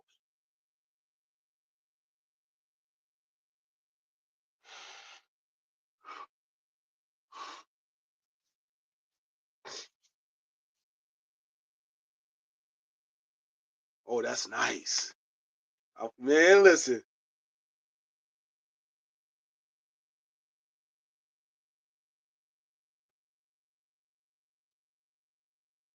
Man, listen. If Juju, oh man, shit. Them niggas is gonna be on her body. Y'all draft her, somebody gotta scoop her up. Please. If she ends up on that tempo team, somebody gotta scoop her up. Please. Somebody got to. Somebody got to. Scotty, somebody gotta scoop her up.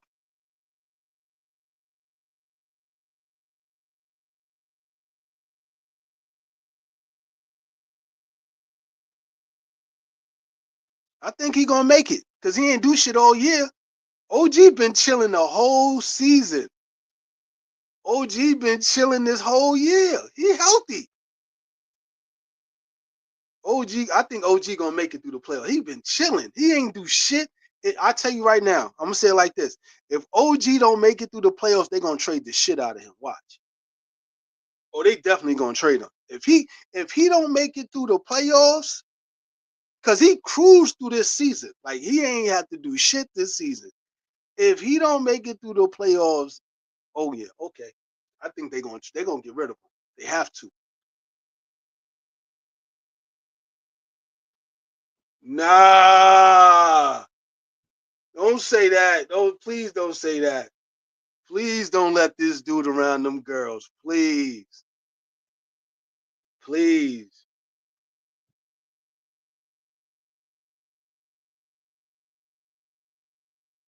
Please don't let this man around that girl. Please. He's done enough, man. He's done enough. He's had a good 15 years of having whatever woman he wanted. He got to leave Juju alone. You can have the other ones, just not that one.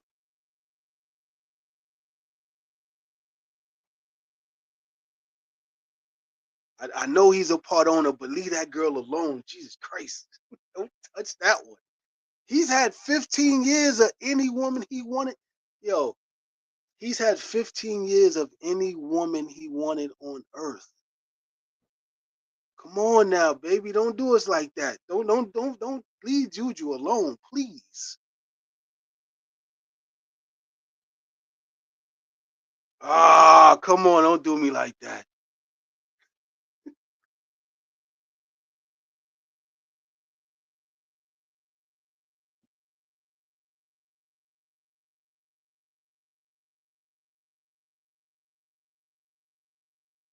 Yeah. Tibbs do a lot in the playoffs.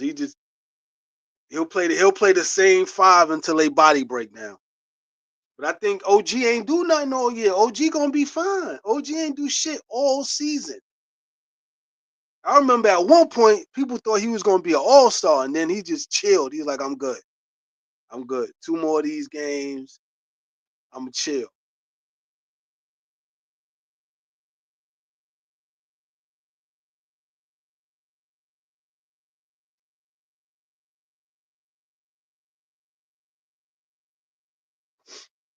Yo, but I'm gonna get going, y'all. I gotta eat. I'm starving right now. I'm gonna holler at y'all.